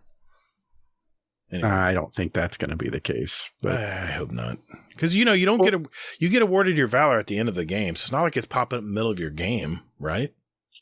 But I mean, the thing is though, is that you can't reset your Valor because you have to go to the tower to get your shit. Maybe they make it where you can get your exotic. It just still auto collects. Maybe but if you auto collect it though, then what if you don't have room? Then it's going to go to the postmaster and it's going to push something out. What if it just has a counter on it? Like, okay, you didn't claim your exotic this time around. You have one exotic still left. Why couldn't they do that? And then once you click it, then it goes to off again. I don't know. No, I don't know. We'll have to see. Yeah, I don't know how to code. So, I mean, I'm sure it's easier said than done. Yeah. Anyway. Well, the other thing I wanted to mention is that when I said that DMG's been busy, he also was busy with something else. He was busy basically pissing off the entire community. I heard about this. Yeah.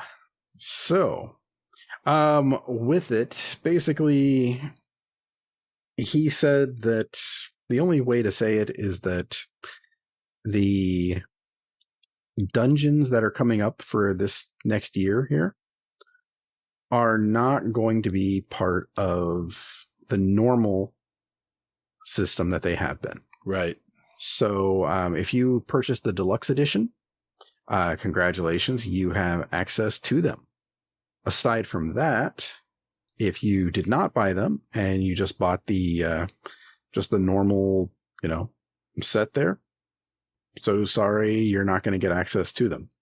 You have to buy them separate. Yep.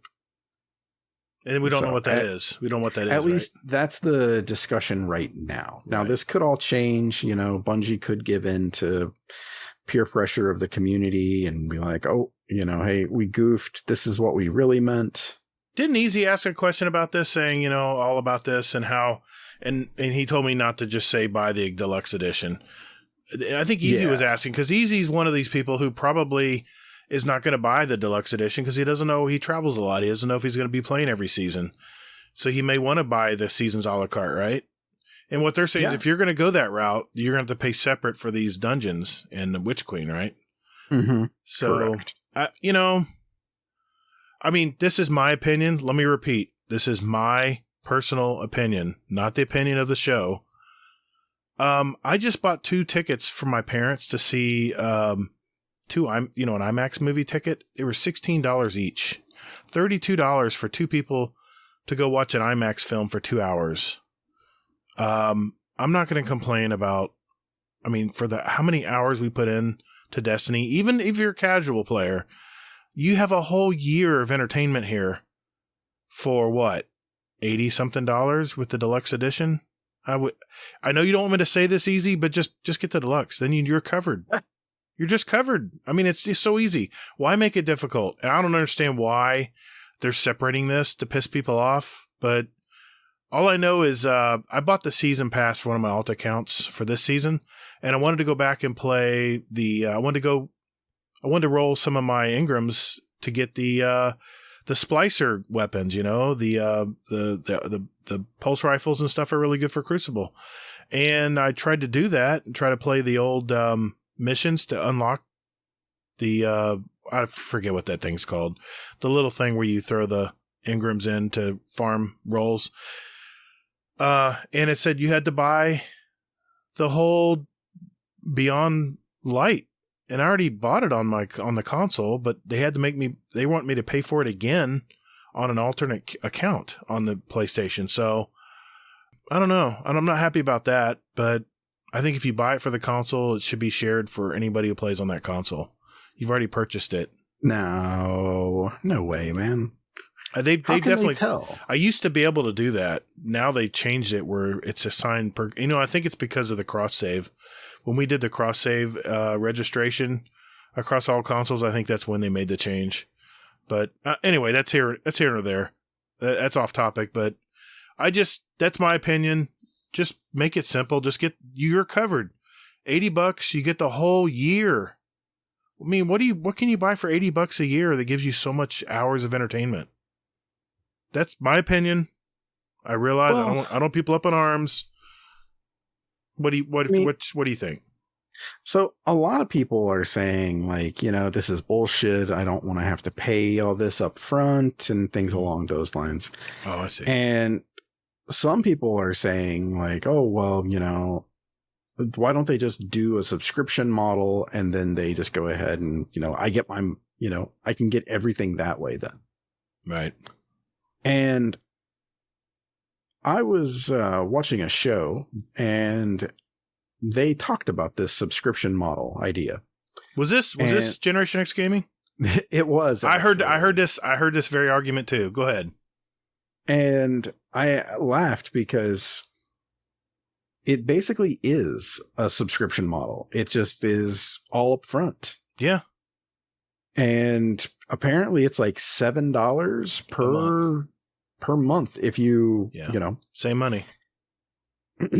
And it doesn't, I mean, and the thing is that it doesn't even, it's just, if you play it, it's going to be worth it. If you don't play it, then that's where it's going to be one of those things. But to me, it just seems that this is, I don't know. It's just something that I just think people will just want to be upset about.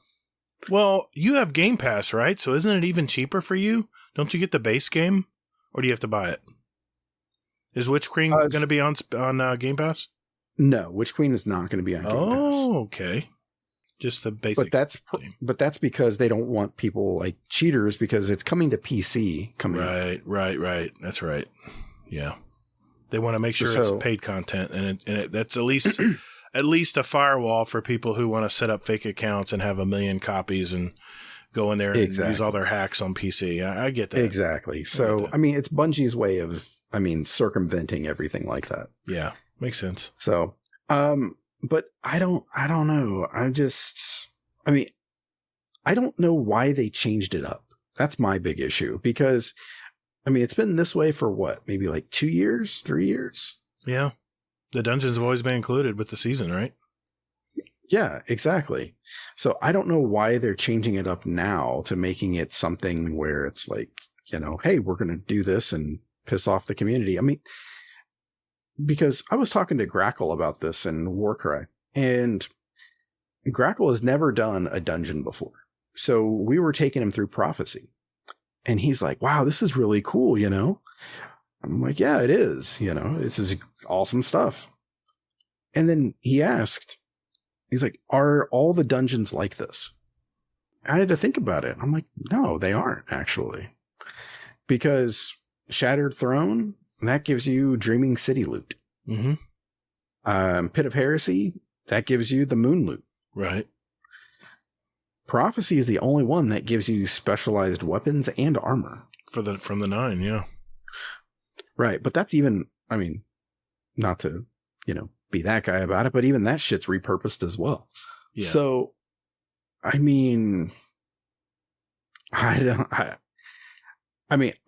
you think that they're going to give new armor and that for everything if you have to pay for it? They better. They better have some themed weapons and armor that you get out of the dungeon by itself. That would make sense. Are they going to do it? I don't know. We don't know enough yet. I'm sure they're going to come out as it gets closer to February with a list of everything, all the stuff that's going to be in Witch Queen, like they always do. I hope they don't share too much, though. I really like to find out about stuff. Be surprised.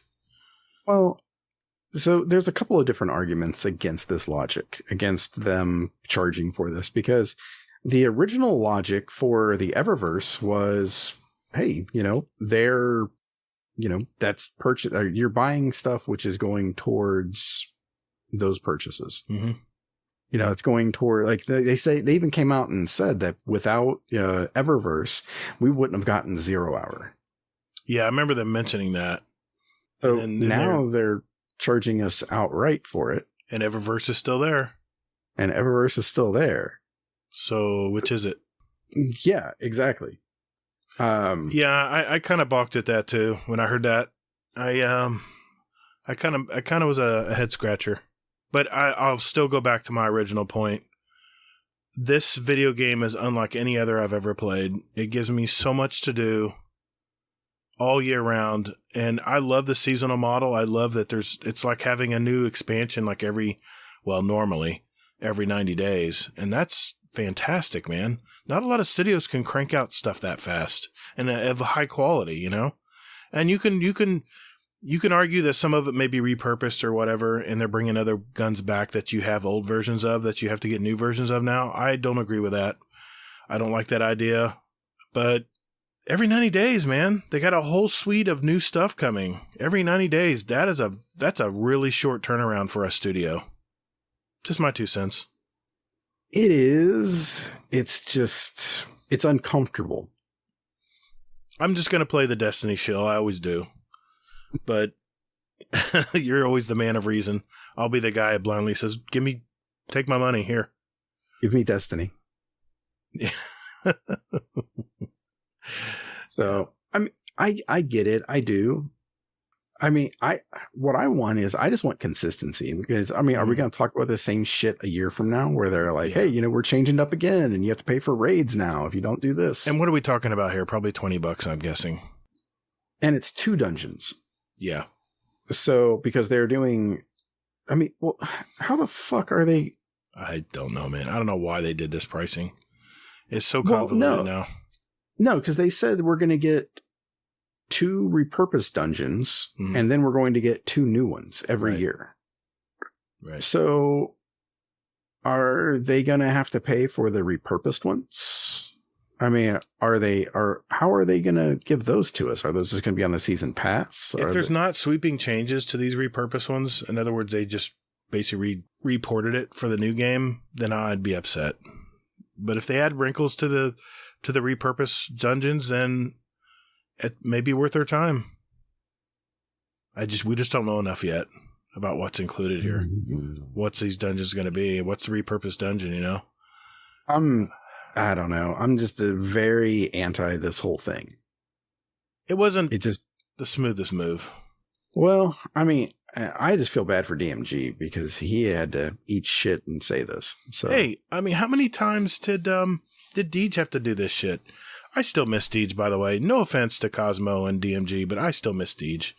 I follow him on Twitter. He's working with another game studio now, but I really miss that guy. He always seemed to take things in stride, and these guys do too. Cosmo and DMG, they take things in stride too, and it's nice having a couple community directors, that can kind of share the duties a little bit. Because think about it.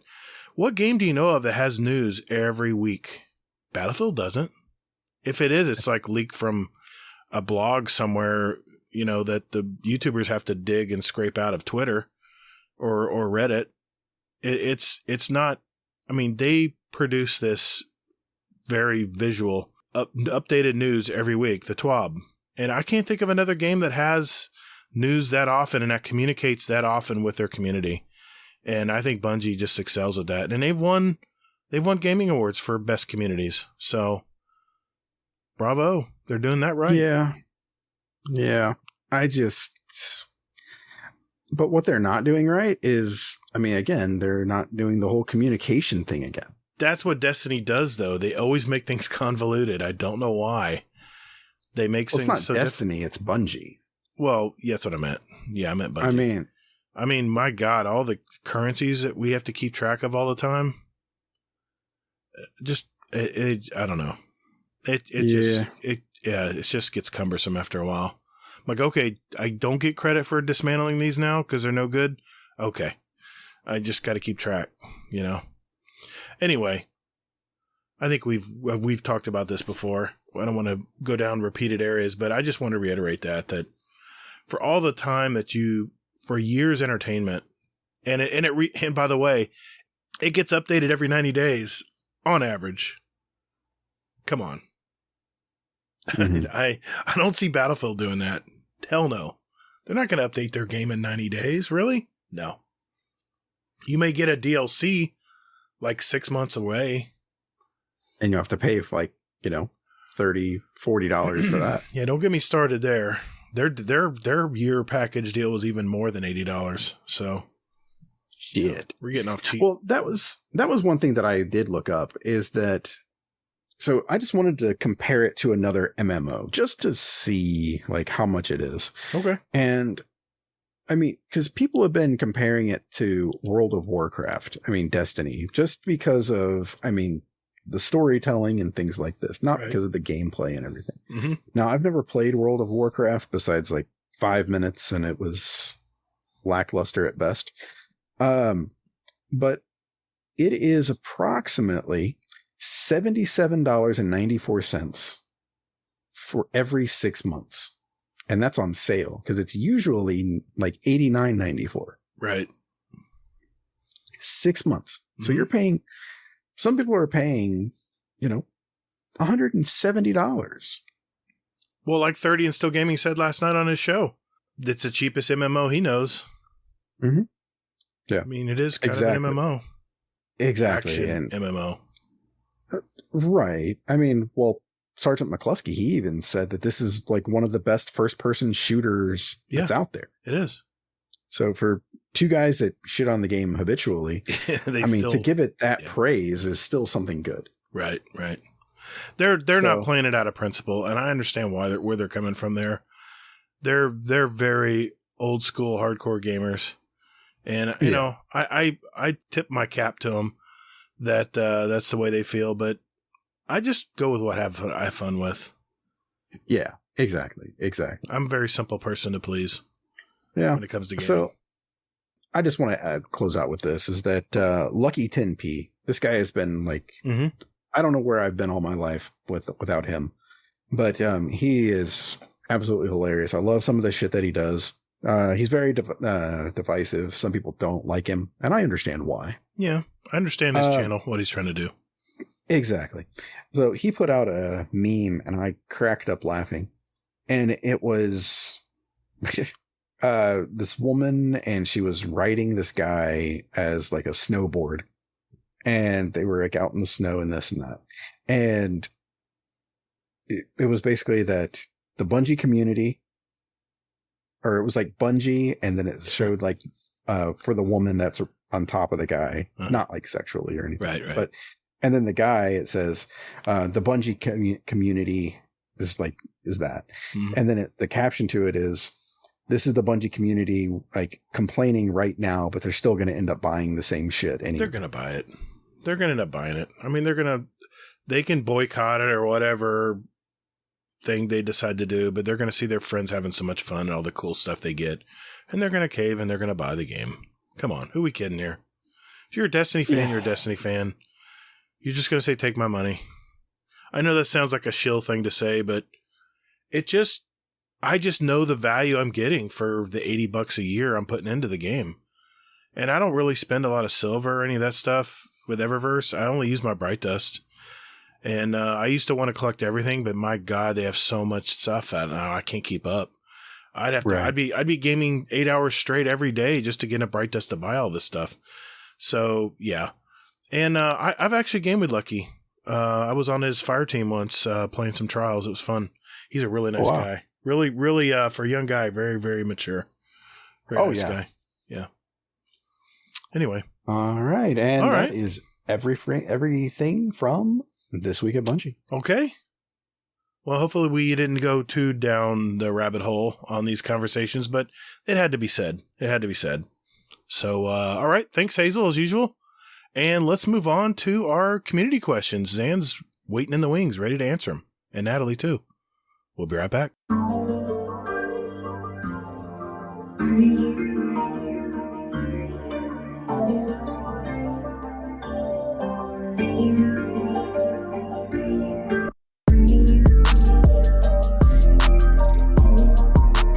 Hey Guardians, would you like to send us a question for the show? Well, there's 4 ways to do it. Number 1, join our Discord server. There's a join link in our show notes. We have some great gamers in there, by the way, and you can just lurk or hang out or jump right in and talk with us. There's also a channel labeled Podcast Questions where you can type in your question for the show. You can also email us at guardiandowncast@gmail.com, or we also tweet out almost every week about our upcoming show, guest, and you can respond there with your questions at guardian_d_cast is our Twitter handle. Finally, you can send us a voicemail with your questions at speakpipe.com/guardiandowncast. Remember, that's all one word. And we'll play it on the show for you guys. Speakpipe is honestly my favorite thing. But anyway, thank you for all you guys do, and toddles. And later, Guardian. All right, boys and girls, it is that time of the week. This is where we answer our questions from our community. And boy, we got a great stack of questions again this week. Thank you guys very much for throwing them our way. We love to answer them. And we're going to answer as many as we can, but we do have 3 speak pipes to start off, and all from new people. I'm loving this, Hazel. Spin those speak pipes in, guys. We want to hear your beautiful voice. So speaking of which, we have one from Red Grackle, and we're going to play it right now. Hey guys, Red Grackle here. Love you. Love the show. Question is about the dad side of things. Got a 3-year-old and a 5-year-old, 2 boys. Last night, bath time, 2 separate meltdowns, and whenever that happens, what's sort of formed a pattern in my house is it kind of falls upon me to play bad cop, and mom's the good cop. And before I had kids, I envisioned myself as the fun dad, and my wife, who's more organized, more into structure, rules, I sort of thought she would end up being more of the enforcer. But now my kids realize that when things go wrong, dad's mood goes sour, which they do not enjoy. Anyway, question is, what is the difference between the dad you thought you would be and the dad you ended up being, if there is one? Anyway, enjoy the show, and keep up the good work, and hopefully see you in game sometime soon. Bye-bye. Wow, great question, Red Grackle. Thanks for sending that in, buddy. Shit. Yeah, great question. Yeah. I love dad questions. This is a great question. It is. And yeah, Zan, I know you don't have kids, so you probably won't be included in this, but Hazel, what do you think, man? Well, I'm curious, what kind of dad would Zan be? What kind of dad no, let me ask Zan, what kind of dad do you want to be? Yeah, I was thinking, probably too strict. Really? You're going to be the disciplinarian? But also patient. So okay, that's my what I imagine I'll be as a dad. But at the same tantrums, probably would not have any patience for that. I would turn it into some lesson about how people will never judge you on how on anything except for how you react. So if you're reacting poorly, then it's on you. Whereas if you allow the situation to kind of settle down and then react calmly, that'll be much better. I'm going to be that long-winded, oh God, here it comes kind of dad. No, that's a good answer, man. That's awesome. That covers it all, I think. Hazel, what kind of dad did you think you were going to be, and what kind of dad are you? Oh, I thought I was going to be like the fucking hard ass. I was going to be like, none of this, none of that, sit down in your seat, that kind of thing. Because I grew up with a military dad. So that was like what I thought it would be. So, I mean, it's funny that you said that you thought that Grackle thought that he was going to be the fun dad and stuff like that, because I mean, it all depends on your partner. So like for me, I actually am more the disciplinarian, where I'm like, hey, get your shit together. Come on, snap out of it. But I'm also the fun dad too. So it's like, in a weird way, it's like my wife and I, we've got these 2 separate things where I'm the hard ass and she's the hard ass for certain things. So we can be the fun parent, like off hours, I guess you could say, something like that. So, yeah, because I mean, there's nothing I love more on this earth than my dad and ad days and things like this, where my wife's doing something and it's me and her, and it's just, You know, we're just going out. We go get coffee. We go to a park. I get coffee. She gets chocolate. That's how it goes. Don't judge me too hard there. And I mean, she plays, we'll play Minecraft together. We'll do, pretty much just whatever she wants to do. It's just fun. We'll go shopping, just random shit. So, I just think it's, it's not always good to be the hard ass all the time. You got to kind of, show that you're human too. And make sure that they understand why you're being the hard ass. Right. My dad was a disciplinarian, very strict. And he was always the bad dad. He was always the enemy. He was always the bad dad that grabbed the belt. My mom would complain to my dad. By the time my dad got home, he was tired and pissed off. And yeah, if you would, it's funny. My mom was always the one like, come on, guys, let's just don't argue. Let's don't fight. And I had 2 siblings, by the way. I had a younger sister and a younger brother. I was the oldest. And my brother and I would get into literally fights. We throw each other through drywall. It was brutal, dude.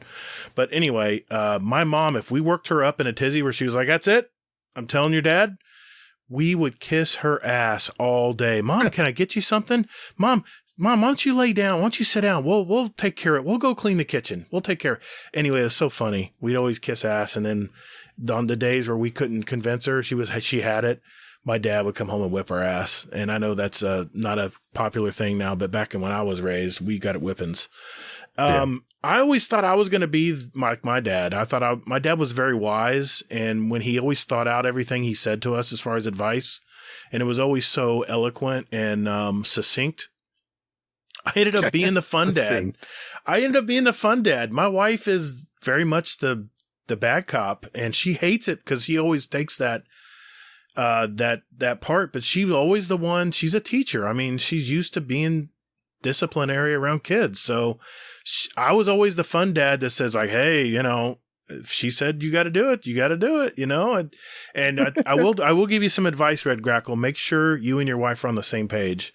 Don't, if your wife says you're grounded for a week, you better back her up or you're going to get in trouble. So yeah, make sure you guys communicate there and you're on the same page when raising young kids, because they're not rational. They're never going to be rational until they get 25. Good question. That was awesome.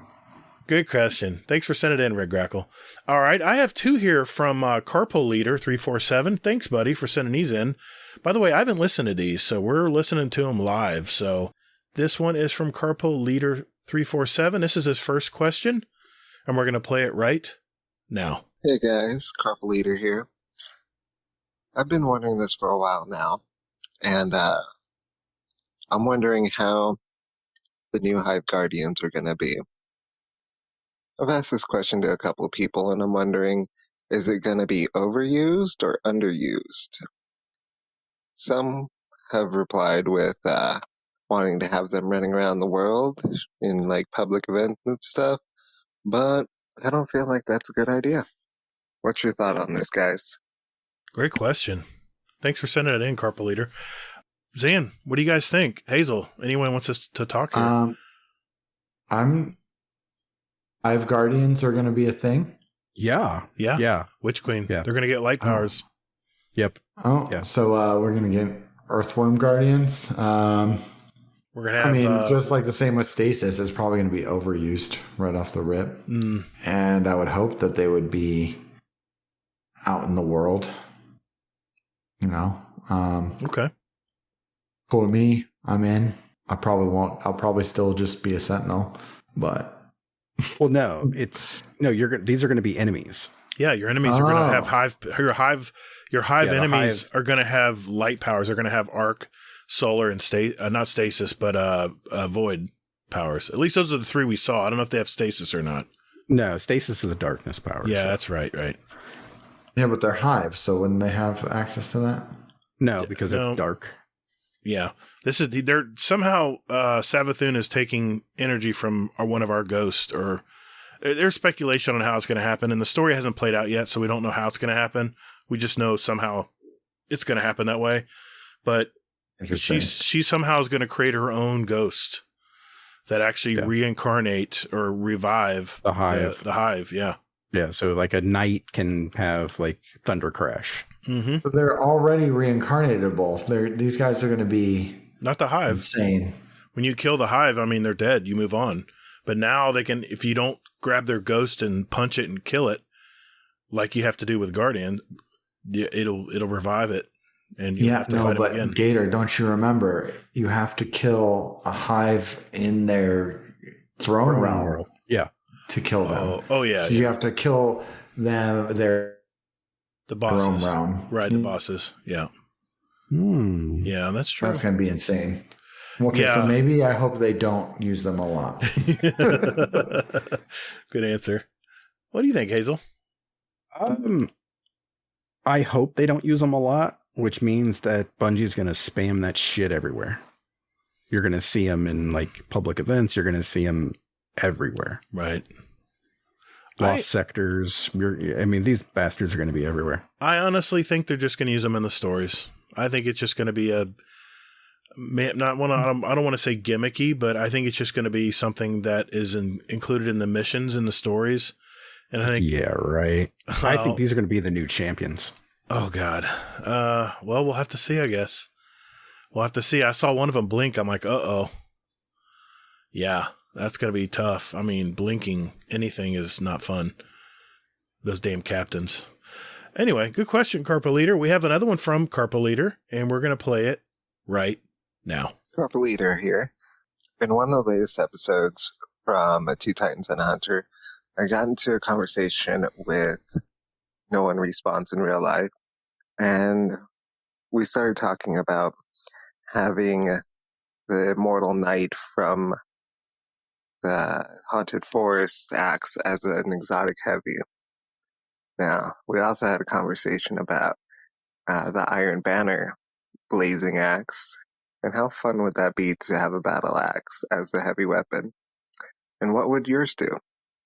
Thanks, guys. Another great question. Thanks, Carpa Leader. Appreciate it. Yeah. You see, I think he's talking about the knight you can't kill in the Haunted Forest. Yeah. Like having that as an exotic heavy? Is that what he's saying? Either have the knight, or I'm thinking he's talking about having that big axe. Oh, the axe that slams down. That he wields. Right, right. And then, of course... So I would say the Haunted Forest on fire, exotic, and you can't use it unless you have super. You get one swing, and that's your super. So it's basically an exotic that uses up your super. Okay. Ooh. And it's just giant AoE. That's pretty big. That's pretty big ground and pound. When I know that you don't have to be anywhere, you have to be just close to them, and they can slam you. Yeah. That was so frustrating when I did that. What do you think, Hazel? So I like that idea that he said about having it take away your super. What I would say would be that I'd like to see it where you go ahead and you slam it down and it kills anyone in like the immediate vicinity where you are. But if anybody is like just on the outside of it, so there's like two rings basically. So one ring it kills, and then the second ring, which is wider, it stuns them. Oh, okay. So it basically like keeps them still, and then all of a sudden, people will bitch about it, and then Bungie will have to nerf how long they do that for, and that kind of thing. It's like a melee tether. Yeah, exactly. Okay. I like the flaming axe and the Iron Banner. I like that idea because you already have an emote that actually holds the flaming axe. Yeah, that would be. I'm trying to figure out which class you would give it. Oh, it's an exotic heavy. Yeah, man, that would be pretty wouldn't have cool. to worry about it. Yeah, that would be pretty cool. Or you could have it where it changes per class. Even I would like it where maybe you can throw it like a tomahawk, and just one time throw, and it can go through like several enemies, even in PvP. Just mow through people. Whoever's in his path, it just keeps on trucking because it's weighs 300 pounds. You guys been axe throwing? I have never. I threw axe. I threw axes when I grew up on my dad's. When we grew up on property, we throw axe all the time on targets, but haven't done it I know there's a lot of bars that do that now. Yeah, it's fun. We did it once a couple months ago. It was a good time. Steven looked very. Did I wear a flannel? Yeah, he was like the first one he threw was like a bullseye, and I was like, "What the hell? Like, how are you so good?" I'm like, all that. I'm like, "When have you been throwing knives?" I have throwing knives. I have 3 of them. They were gifted to me by manager, and and a half one time. Wow. It is but glorious. I do own throwing knives because of that guy. Nice. Well, it's fun though, and you can drink while you do it. So yeah, nothing like hurling 20-pound, not 20 pound, 10-pound bladed things 20 feet while intoxicated. You know? Did you guys hear about Alec Baldwin today? Yes. Oh, yeah. She told me about it. A prop gun killed the director of photography and sent the director to the hospital. He was filming a Western, and a prop gun, I guess, had a live round in it. What is going on with these live rounds? I mean, isn't this pretty regulated? Don't you have like a prop master that has to double check and triple check weapons and stuff? I just had to bring that up, thinking Baxes and no, it's crazy though, but like that's the thing is completely an accident, but that's going to he was torn up for the rest of his yeah. Lady and her. She was an up and coming director of photography too. Yeah, I read the story about it today. My wife told me, I was like, I gotta Google this, see what's going on, and yeah, it just happened. I think yesterday or today. Anyway, yesterday by the time we finished recording this, but it's crazy. Let's dip into the Discord. Let's grab some Discord questions. Let's see if we have any for Zan first here. I think we have a few for him. You guys have way too many channels in here. Hang on. No, I disagree. We need more. More channels. Disagree. More channels. I think there can definitely be some consolidating here. Yeah, we've had a channel problem for quite a while now. We need an intervention, I think. I don't know. You got one here, Hazel? I'm looking through. I'm sort of skimming through. I see now. So yeah, you can go to pinned. They're all pinned. They're all pinned. So, yeah. Like I have one from Arisen Penis. I got two of them actually from Arisen Penis. Question for Zanifan: what makes you the sexiest man alive? I don't know. Maybe we should ask Natalie this question. Oh, I can answer. He has the best head of hair. Mm-hmm. Brows. When I was a little kid, I always wanted a man with a unibrow, and Steven does not have a unibrow, but he does have a very strong brow. Nice. Grow in the middle. That, yeah, he's pretty cute. Yeah, Zanifan and Fluffy, I have total hair envy with. Beautiful hair. As with most guys, he doesn't wash his face, like beautiful, soft, acne-less skin. Nice. I would say Gunbait 101 has a great head of hair as well. I haven't seen his. Yeah, I haven't seen his. That's pretty good. You guys need to have him on the show. Yeah, we do. We do. Yeah. Yeah. And I'm jealous right now of Zan's hair again. Yeah. I can turn on video. You want to turn on video? Nah, we're fine. No. We're fine. You don't want to see our head of hair. You're good. Mine's all like gray. Mine's all gray and white. I planned a while ago to grow my hair out and then cut it off and say I was going to have it donated. And yeah. I follow up from Arisen Phoenix is how do you stay so humble? You are a humble guy, man. That's for sure. Oh, man. It's because I know that I'm just not special in really any way. You know? I disagree. I'm just a dude. That's great hair. Dude, you write songs. I mean, come on. A lot of people write songs, Gatr. I know, but yours are pretty cool, man. I like your songs. You've written a couple. There he goes again, being humble. I respect people, I guess. I think it's, it's the golden rule, really. Absolutely. That's what it is. Treat people. Yeah. I don't want people to be condescending to me, so I'm going to try not to be condescending to them. Makes sense. Yeah. That's heartwarming. I think, is there any more for Zan here? I want to make sure we didn't miss any. I think I saw a question for the group. Okay. I think this one is from Joker. It's Oryx, Miser of Swag. Question for, it says the hosts, but I'm guessing, or maybe the Hazel. I don't know. But I'm going to include Zan in here because Zan's been on here enough. So he's your, honorary host. Yes, exactly. Oh, I'm not at that level of like Elmer Fudd. I appreciate it. All right, man. That's fine. So how has spending countless hours trapped in a voice chat with Gatr changed you? Are you sure it's voice chat and not Vex Conflux? Could be either. I'd rather be stuck in voice chat with him than a Vex Conflux. What, you don't like this voice? No. This is what you hear if you're in voice chat playing games. That's bullshit. There's no way that guy. I shot that guy. There's no way he killed me. That sounds pretty much like me in voice chat.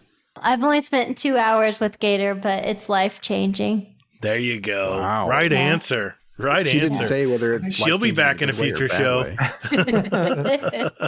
My favorite voice chat with Gatr is playing him in PvP. Yeah. When he just that's I remember. And it's amazing. What the hell, Zan? Where'd you come from? I don't even know. Oh my God. Zan's move in PvP, when we played PvP League, he would hit you with the lion, was it the grenade launcher, the special one.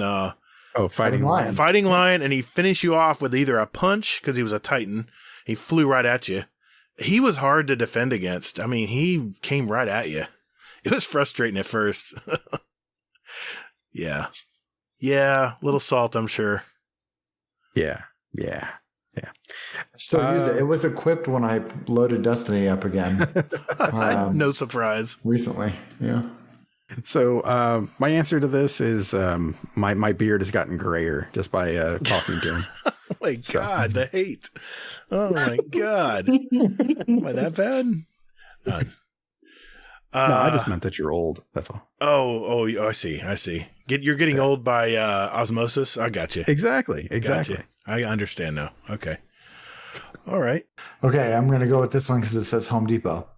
Oh, I like that question. You're shopping at Home Depot when the zombie apocalypse is crawling with dead heads and you have to get to your car to get to your family. What store item are you going to use to get you there? Oh, zombie apocalypse while you're in the Home Depot. Oh, I don't. Well, for us, it's Lowe's. We prefer Lowe's. Oh, okay. In this household. Sure. I understand. Big Lowe's fan. Yeah. Okay. You're going to snag. Oh, what if you use like a mirror and so the zombie thinks they're just coming at themselves? There you go. Ooh, I like it. Plenty of mirrors. Defensive maneuver. Yeah. Oh, what are you putting in the other hand? Because a mirror could be like a shield. Oh, you know? I don't know. You can just prop it on a tree. There's snacks at Lowe's. Snacks. Okay. Yeah, I'm sure you can find a couple little fixins there. Yeah, sure. All right. All nice. The fixins. All right. What are you, Zan? I probably have to go with just a 2x4, just cut it down and cut it down to a 1x4 to a sword length, basically. Yeah, it'd be like a 3x2. Yeah. Something like that. It'd still be 2x4, but you want it to be like 3 feet. Maybe 4 feet long or something. Yeah. You want to be able to reach a little bit further than a yardstick. I got you. Yeah. What are you buying at the Home Depot, Hazel? What am I buying? I ain't buying shit. Oh, well, what are you grabbing? Yeah, what am I grabbing? I'm not going to take time and go like, I'm going to swipe my card. No. Do you have any coupons? My card's not working. I need customer assistance. Brains. And it's like, oh, hold on. Hold that thought. Also a Lowe's household here as well. I would go with probably a lawnmower.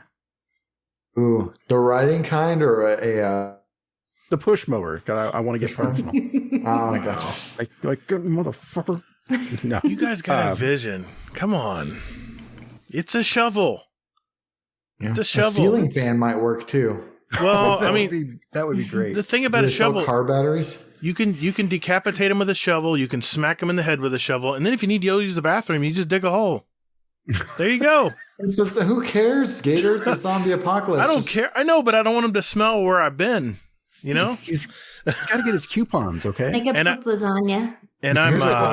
Here's the next question for the next show: do zombies smell? Can they smell things? Okay. Yeah. That's a good question. They have no brain, probably, so probably not. But I don't know. I'm just thinking. I don't know. I'm just doing the right thing. I'm making sure, because we have a bunch of survivors in a camp. There's got to be somewhere you got to take a poo. So you need a shovel, and I'll be the most popular guy in town with a shovel. I won't let go of it either. Do they sell shovel it all right? Axes at what about? There's got to be chainsaws, right? Chainsaws. Yeah. Problem is, you run out of gas. Well, good's a chainsaw? Shovels forever, man. Chainsaw and a solar panel. Okay. The slowest chainsaw ever. Keep it green. Oh my God. Oh, that's almost as good as a lawnmower. All right. We're going back to the car battery. Do they sell car batteries? I think so. I don't know. Okay. I guess it's my turn. I got one here from Guardian Photographer. This was a good question. Question for the show. What is your least favorite raid challenge in Destiny 2 among all the current raids? What do you guys think? Least favorite raid challenge in Destiny 2 among the current raids? You're probably more equipped to answer this, Hazel, than I am. Easy answer for me, anyway. Any of the flawless ones. Yeah. That's just some bullshit. That's always the toughest, because what if you have to wipe because someone messed up? Use wipes and not toilet paper. Exactly. Great idea. Great point. Yes, and yeah, I mean that flawless raider is definitely the hardest. I always struggled on that one because you have to have everyone do the raid perfectly, and that's such a rare thing to do. And the jumping raid puzzles and everything. Yeah. I mean, I can't think of any right now that come to mind. I mean, like, you can't shoot the like in Vault of Glass, one of the challenges, you can't shoot any of the snipers that are annoying as hell. There's a way to get around that. There's places you can hide where they won't mess with you, but that's an annoying one. If I add more of a current one, that would be one of my more annoying ones. Good question. Yeah. I feel like that part and where Steve Carell is talking about feeling boobies like a sand, and I just want to respond to all of these like, Yes. the raid, that one was really good. Yeah, I don't know That's a thing. Yeah. We'll try to keep them general as possible here. Yeah. No, you're good. I'm enjoying all this. I'm just like, oh man, when you guys were talking about the hives, I was just like, gee, look at my nails. Yeah. Yeah. Look at the time. Gee. Let me look on this phone that I never use. All right, Hazel. Okay. So, Ikora's Assassin. Question for the show. Would you rather be able to manipulate time or money as your superpower? Oh, that's a good question. Yes. Good. It's good to see him or her. Yeah. Back Welcome in here. back. Yeah. Good question. Manipulate time or money? But I don't see it. What was the question again? Would you rather be able to manipulate time or money as your superpower? Oh, time, because with being able to manipulate time, you can probably also manipulate money. Good answer. What about you, Hazel? Well, you ask it. For me, it's always time. I would love to, there's never enough time in a day to get stuff done. I'd love to just put a pause button on and play all my comp games and stuff that I need to, get all my stuff done around the office, and then go, okay, let's go to work. Unpause. Yeah, it'd definitely be sleep time. And gaming. Yeah, it'd definitely be timing. It'd definitely be time.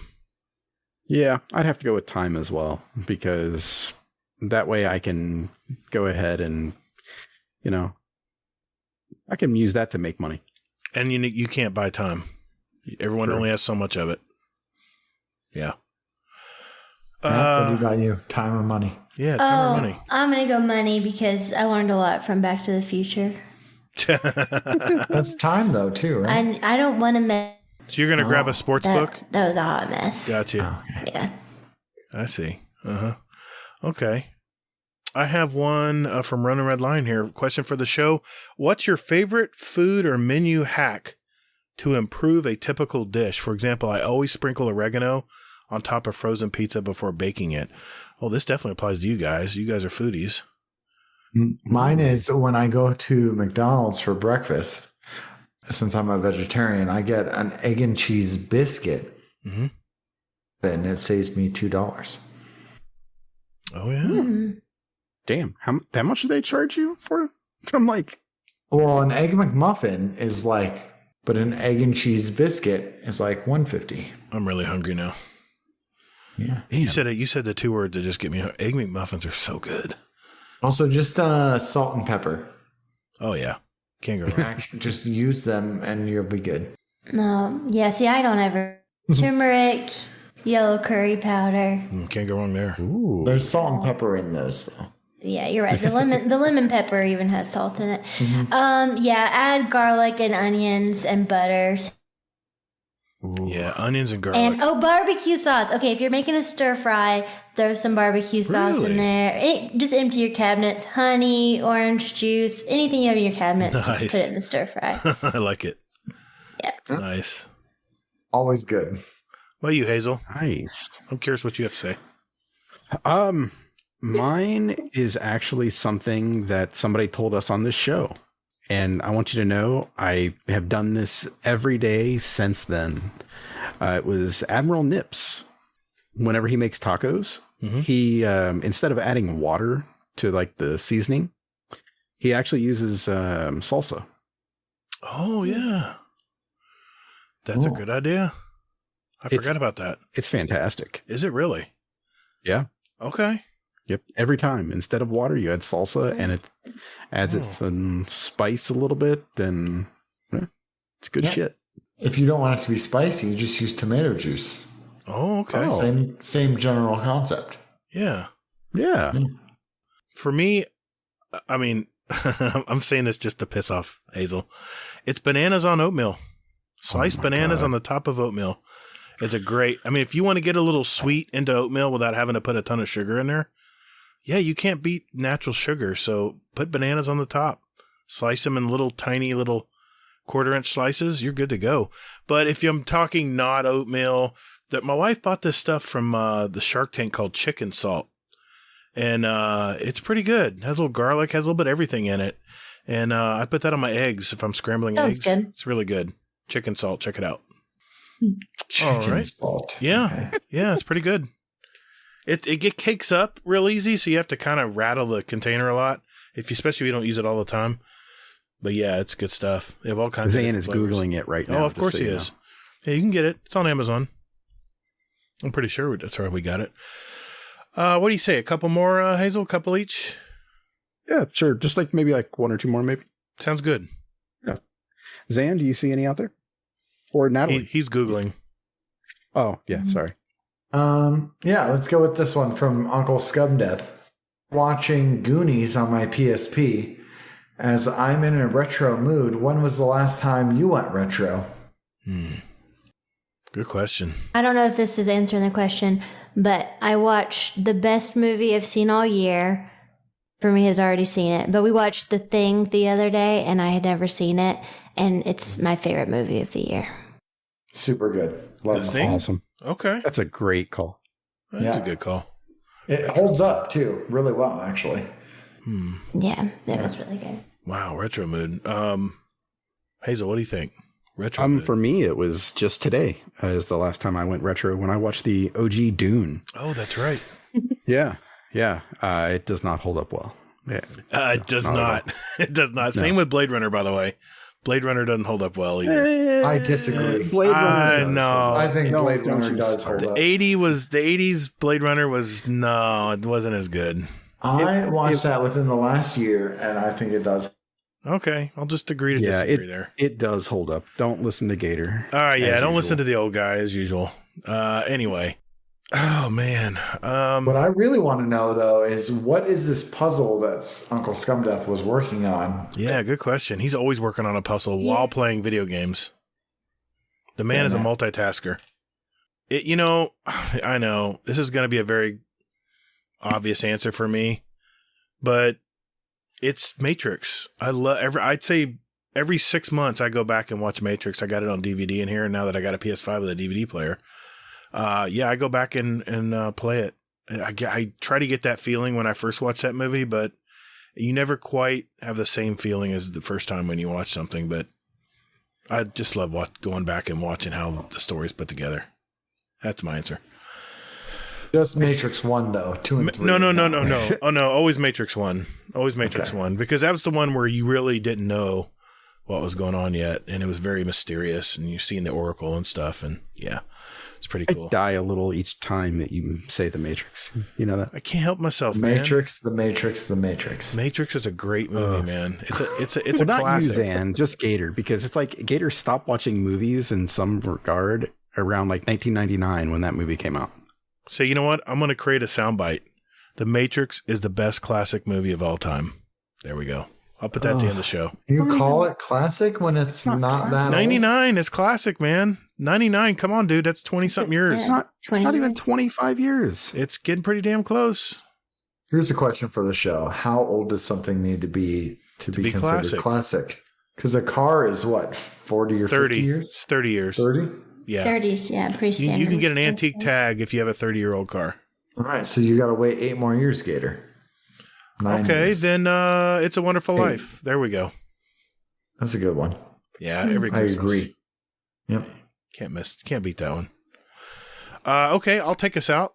This is from Uncle Scumdeath as well. He says, my bro asked me a question about the NFL, and the question was, why does one of the teams always play in white?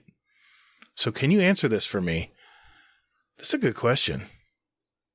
I know the answer. I know the answer too, but I'm curious what your answer is, because I have different answers. So isn't it the home team gets to pick what uniform they wear, and it's usually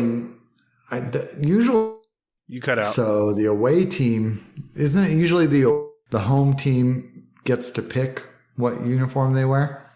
What do you think the answer is, Hazel? What's your answer for this? We'll see if we're all educated here. I think the easy answer is just that to tell the teams apart. I mean, so that's the reason why typically the away team wears white and the home team wears whatever color that they typically want. Well, I mean, it all depends on the team, though, too. Some teams have their home whites. So, well, from what I heard, in college football, they wear white. The home team wears whites because they have access to laundry, and they can have nice, clean white jerseys if it's a multiple game situation. In the pros, what are you talking about? In the pros, once a week. I'm just saying. Oh no, it could be any. It could be a home. Doesn't have to be. Yeah. Anyway, He's talking about NFL. In the NFL. You know the reason why the home team always wears white is because they don't want to be hot. Usually earlier in the season when it's hot out, the games are still pretty warm out. They want the visiting team to sweat their asses off. I think that's the right answer. I don't think that's true. Google it. I think I'm in more pain now than when you said the Matrix. Oh, shit. I know the answer to this. All right. What is the answer? Yes.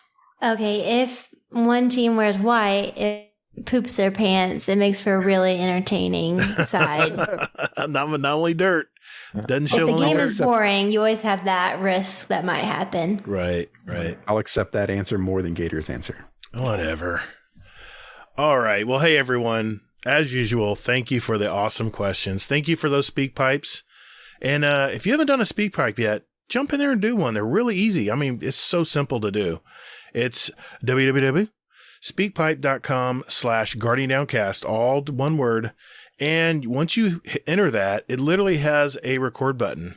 It's so easy. You hit record, use whatever mic, whether it's on your phone or on your PC or whatever, and then hit stop. That's it. And you can sometimes put a message at the top, like who it's from or something. But other than that, that's it. It immediately goes to our email, and it goes right on the show. So I haven't turned down any yet. So keep sending them to us. We love speak pipes. Anyway, because Phoenix hasn't sent in that many yet. Exactly, Hazel. Exactly. Let's the move Guardian on. Hub sent that to you. Did they really? Yes, they did. What is that? Is that oh, I have no idea. It's feet pics. God damn it. I get the reference now. Son of a bitch. I swear, my big mouth. But it's still funny. I can't understand why I share these things. I don't understand. Okay, it is time for song picks, and Mr. Fudd will introduce this part of our show right now. Guardian Downcast.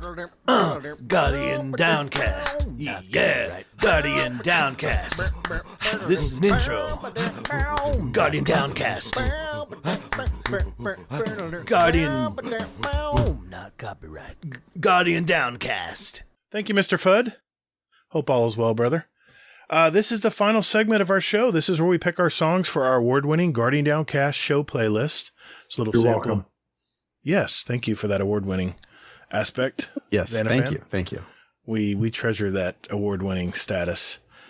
Too bad Potato Thumbs can't. But anyway, just a little sample of what all of us here like to listen to, and we invite you to listen to it as well. Just search for Guardian Downcast Show Playlist on Spotify. We also have our podcast on Spotify, but this is the actual show playlist.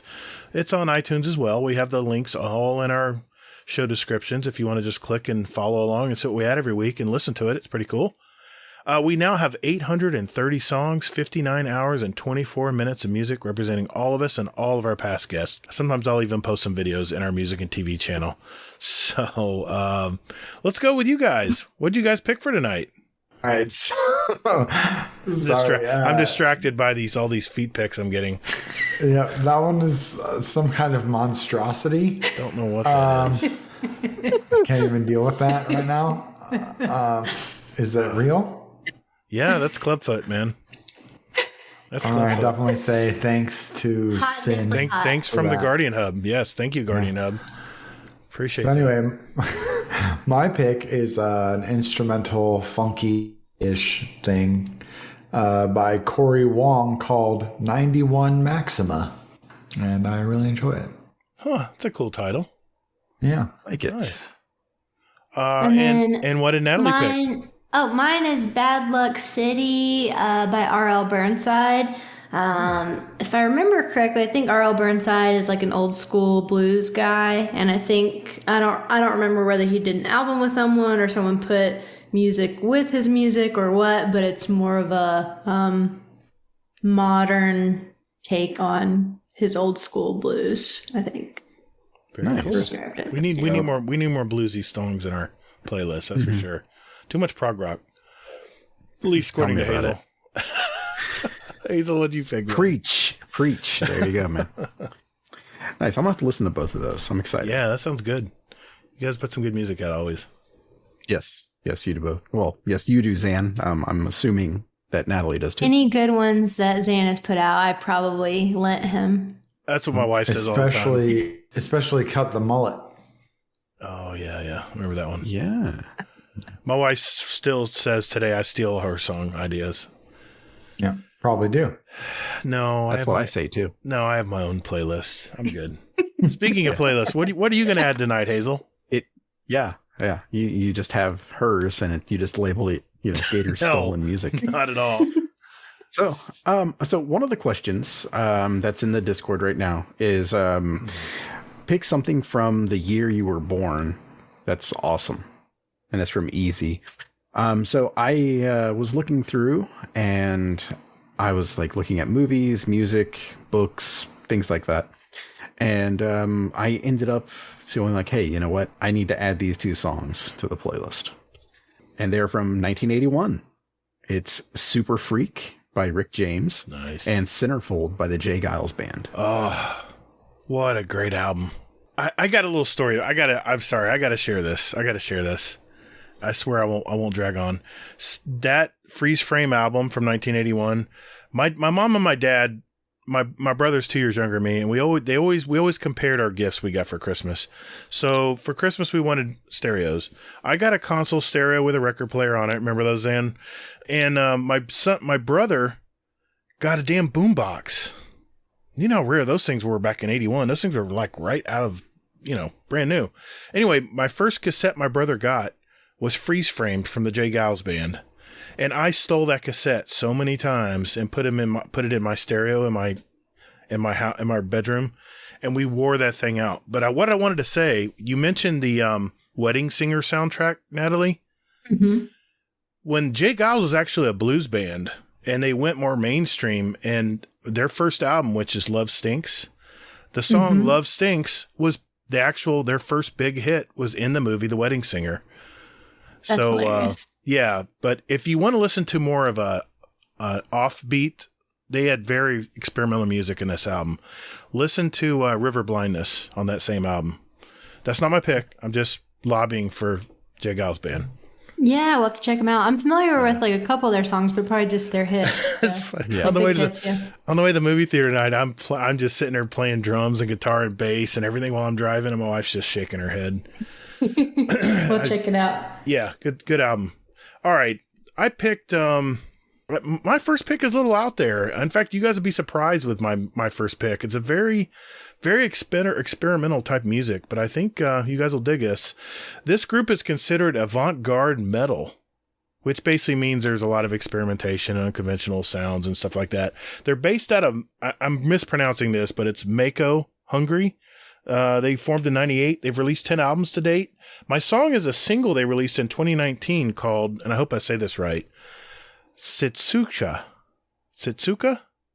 And the group is Thy Katolfik, I believe is the way it's said. I don't know. I don't speak Hungary or Hungarian. It's German, Hungarian. dude. Is it Thy Katolfik? They speak German there. Thy Katolfik? It looks French. But anyway, that's how I say it. You guys got to listen to this, especially if you like video game type music. And I gotta say, Zan sent me down this rabbit hole. And when he was coming on the show tonight, I thought of this song because you sent me an instrumental, I think a couple months ago, and it put me down a rabbit hole. And this group came up in related songs. So I think you'll like this. It's really cool. Was it when I sent you Flareon? No, way before that. That. Yeah. But my second pick, I found another great progressive rock band. Big surprise, right? This band formed in 92 in Birmingham, UK. Their music is a subgenre of heavy metal called funeral doom metal.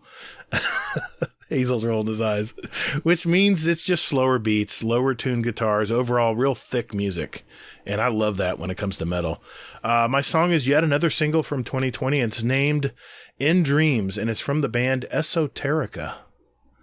It's a very epic sound. I think you'll like it. So check it out.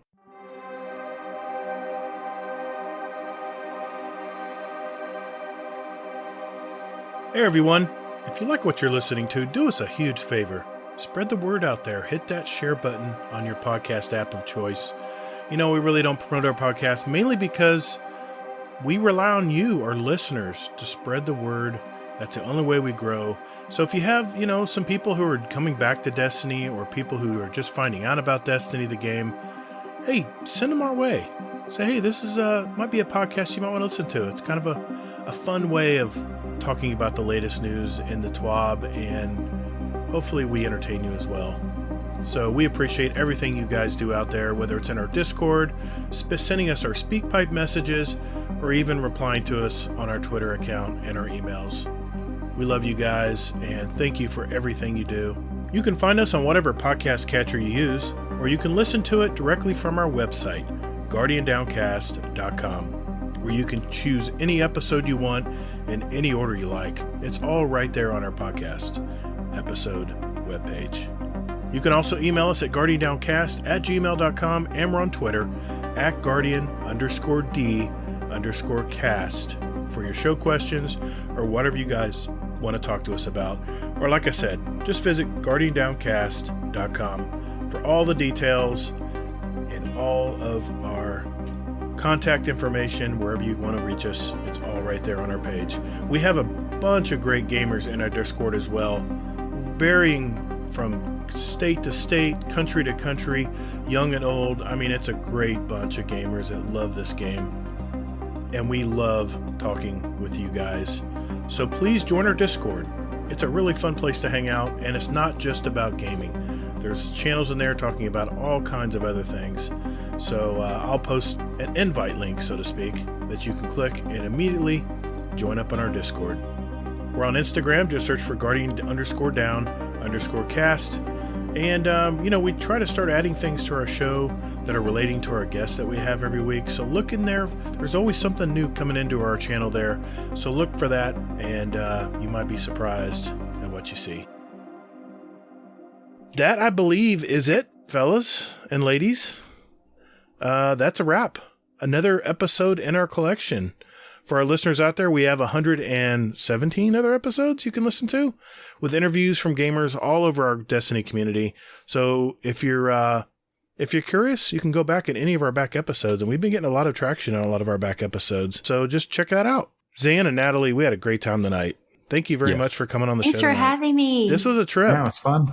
Thanks for letting me crash your party. Thanks for hanging out. I thought you would just check in and go, okay, video game talk, I'm out. And you hung in there. Good job, Natalie. Yeah. Zan and Natalie, even if you want to mention something, is there anywhere people can find you out there in the interwebs? My stuff's all private because I'm a high school teacher, so it comes with the territory. I figured. But if this is, if I'm getting off here, we have to come see you guys in 2022, by the way. So gotta meet you guys in person. An Ohio trip is definitely in the books because, I'm from there. And then who doesn't want to go to Orlando, Yes. The home of Mickey Mouse. Come on. That, or we'll make you guys come here for the wedding. Oh. Yeah. I might take you up on that. To see if my wife can. I think a lot of people might. I think it might be a bigger meetup than GCX. So wow, that would be cool. As far as just hanging out. So yeah, definitely. Yeah, definitely. Well, any shout outs, Zan? Anything you want to mention before we hop off here? I was gonna rebrand, and then I was pretty sure the Twitch was available, and then when I went to actually change it. I don't think I should have waited the 2 or 3 days because it was taken. Oh no! I was like, dang it. So that's going to be put on pause. But I have my PC set up. I will probably be streaming here and there in the near future, playing some games in the near future, trying some things out. I still haven't done Vault of Glass, so I want to jump in and do that with some people. Definitely. Yeah. But yeah, you'll see me online a little bit more moving forward, and I'm excited about it. I look for some podcast content that's going to be coming. Very cool. I have a couple ideas.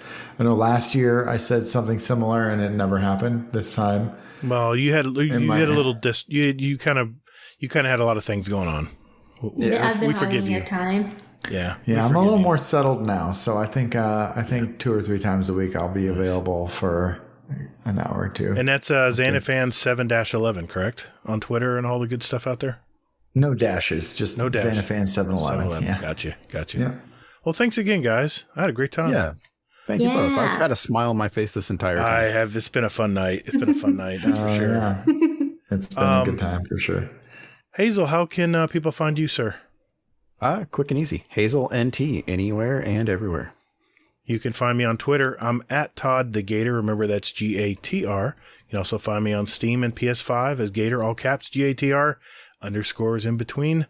And I'm on YouTube, Gatr-Guardian Downcast, or just Gatr, where we also post our episodes every week. So check that out. And if you don't mind, Zan and Natalie, can we post these pictures you sent to us on our Instagram? Yes. Also, Gatr, question before we go. Sure. Where can we find some feet pics of you? Oh no, you won't find any feet pics of me. No, I mean my feet aren't hideous, but I'm not no. I think that's the appropriate response, right? You need to send some feet pics to Guardian Hub. That seems only appropriate. It's funny you say that because they actually sent another group of pictures. Great. Do I even want to look at these? Last one, I'm not sure if I want to even. You know what? I'm going to wrap things up and then I'll look at them. How about that? Continue to be safe, everybody. And more importantly, hey, take care of one another. Guardians are measured by their ability to come back from defeat. So stand. Fight! Thank you all so very much for listening. And later, Guardian. Bye! Toddled. No, it's okay. Okay. Said enough. That'll work. That'll work. Right.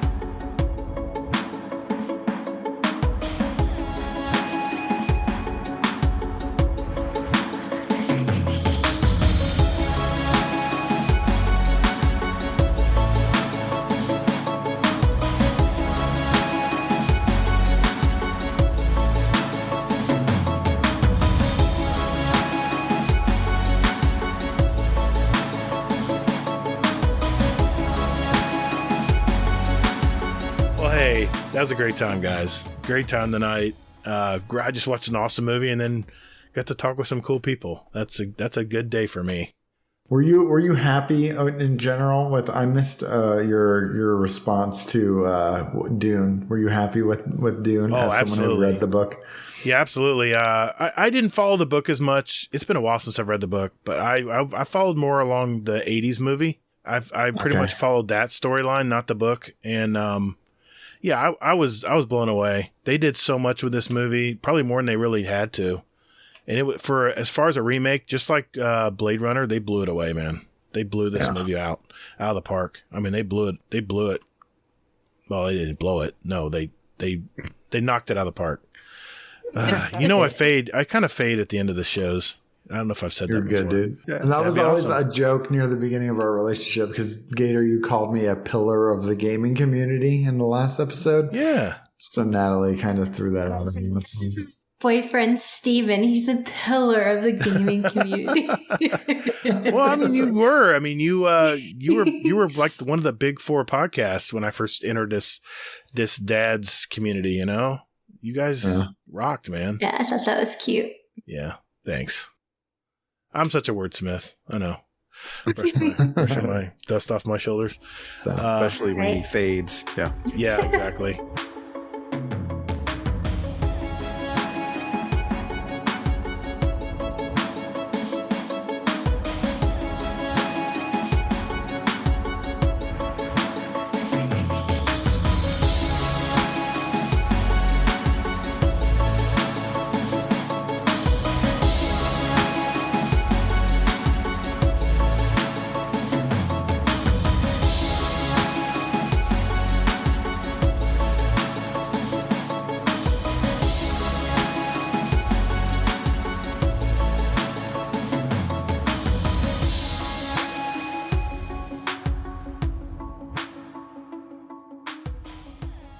The Matrix is the best classic movie of all time.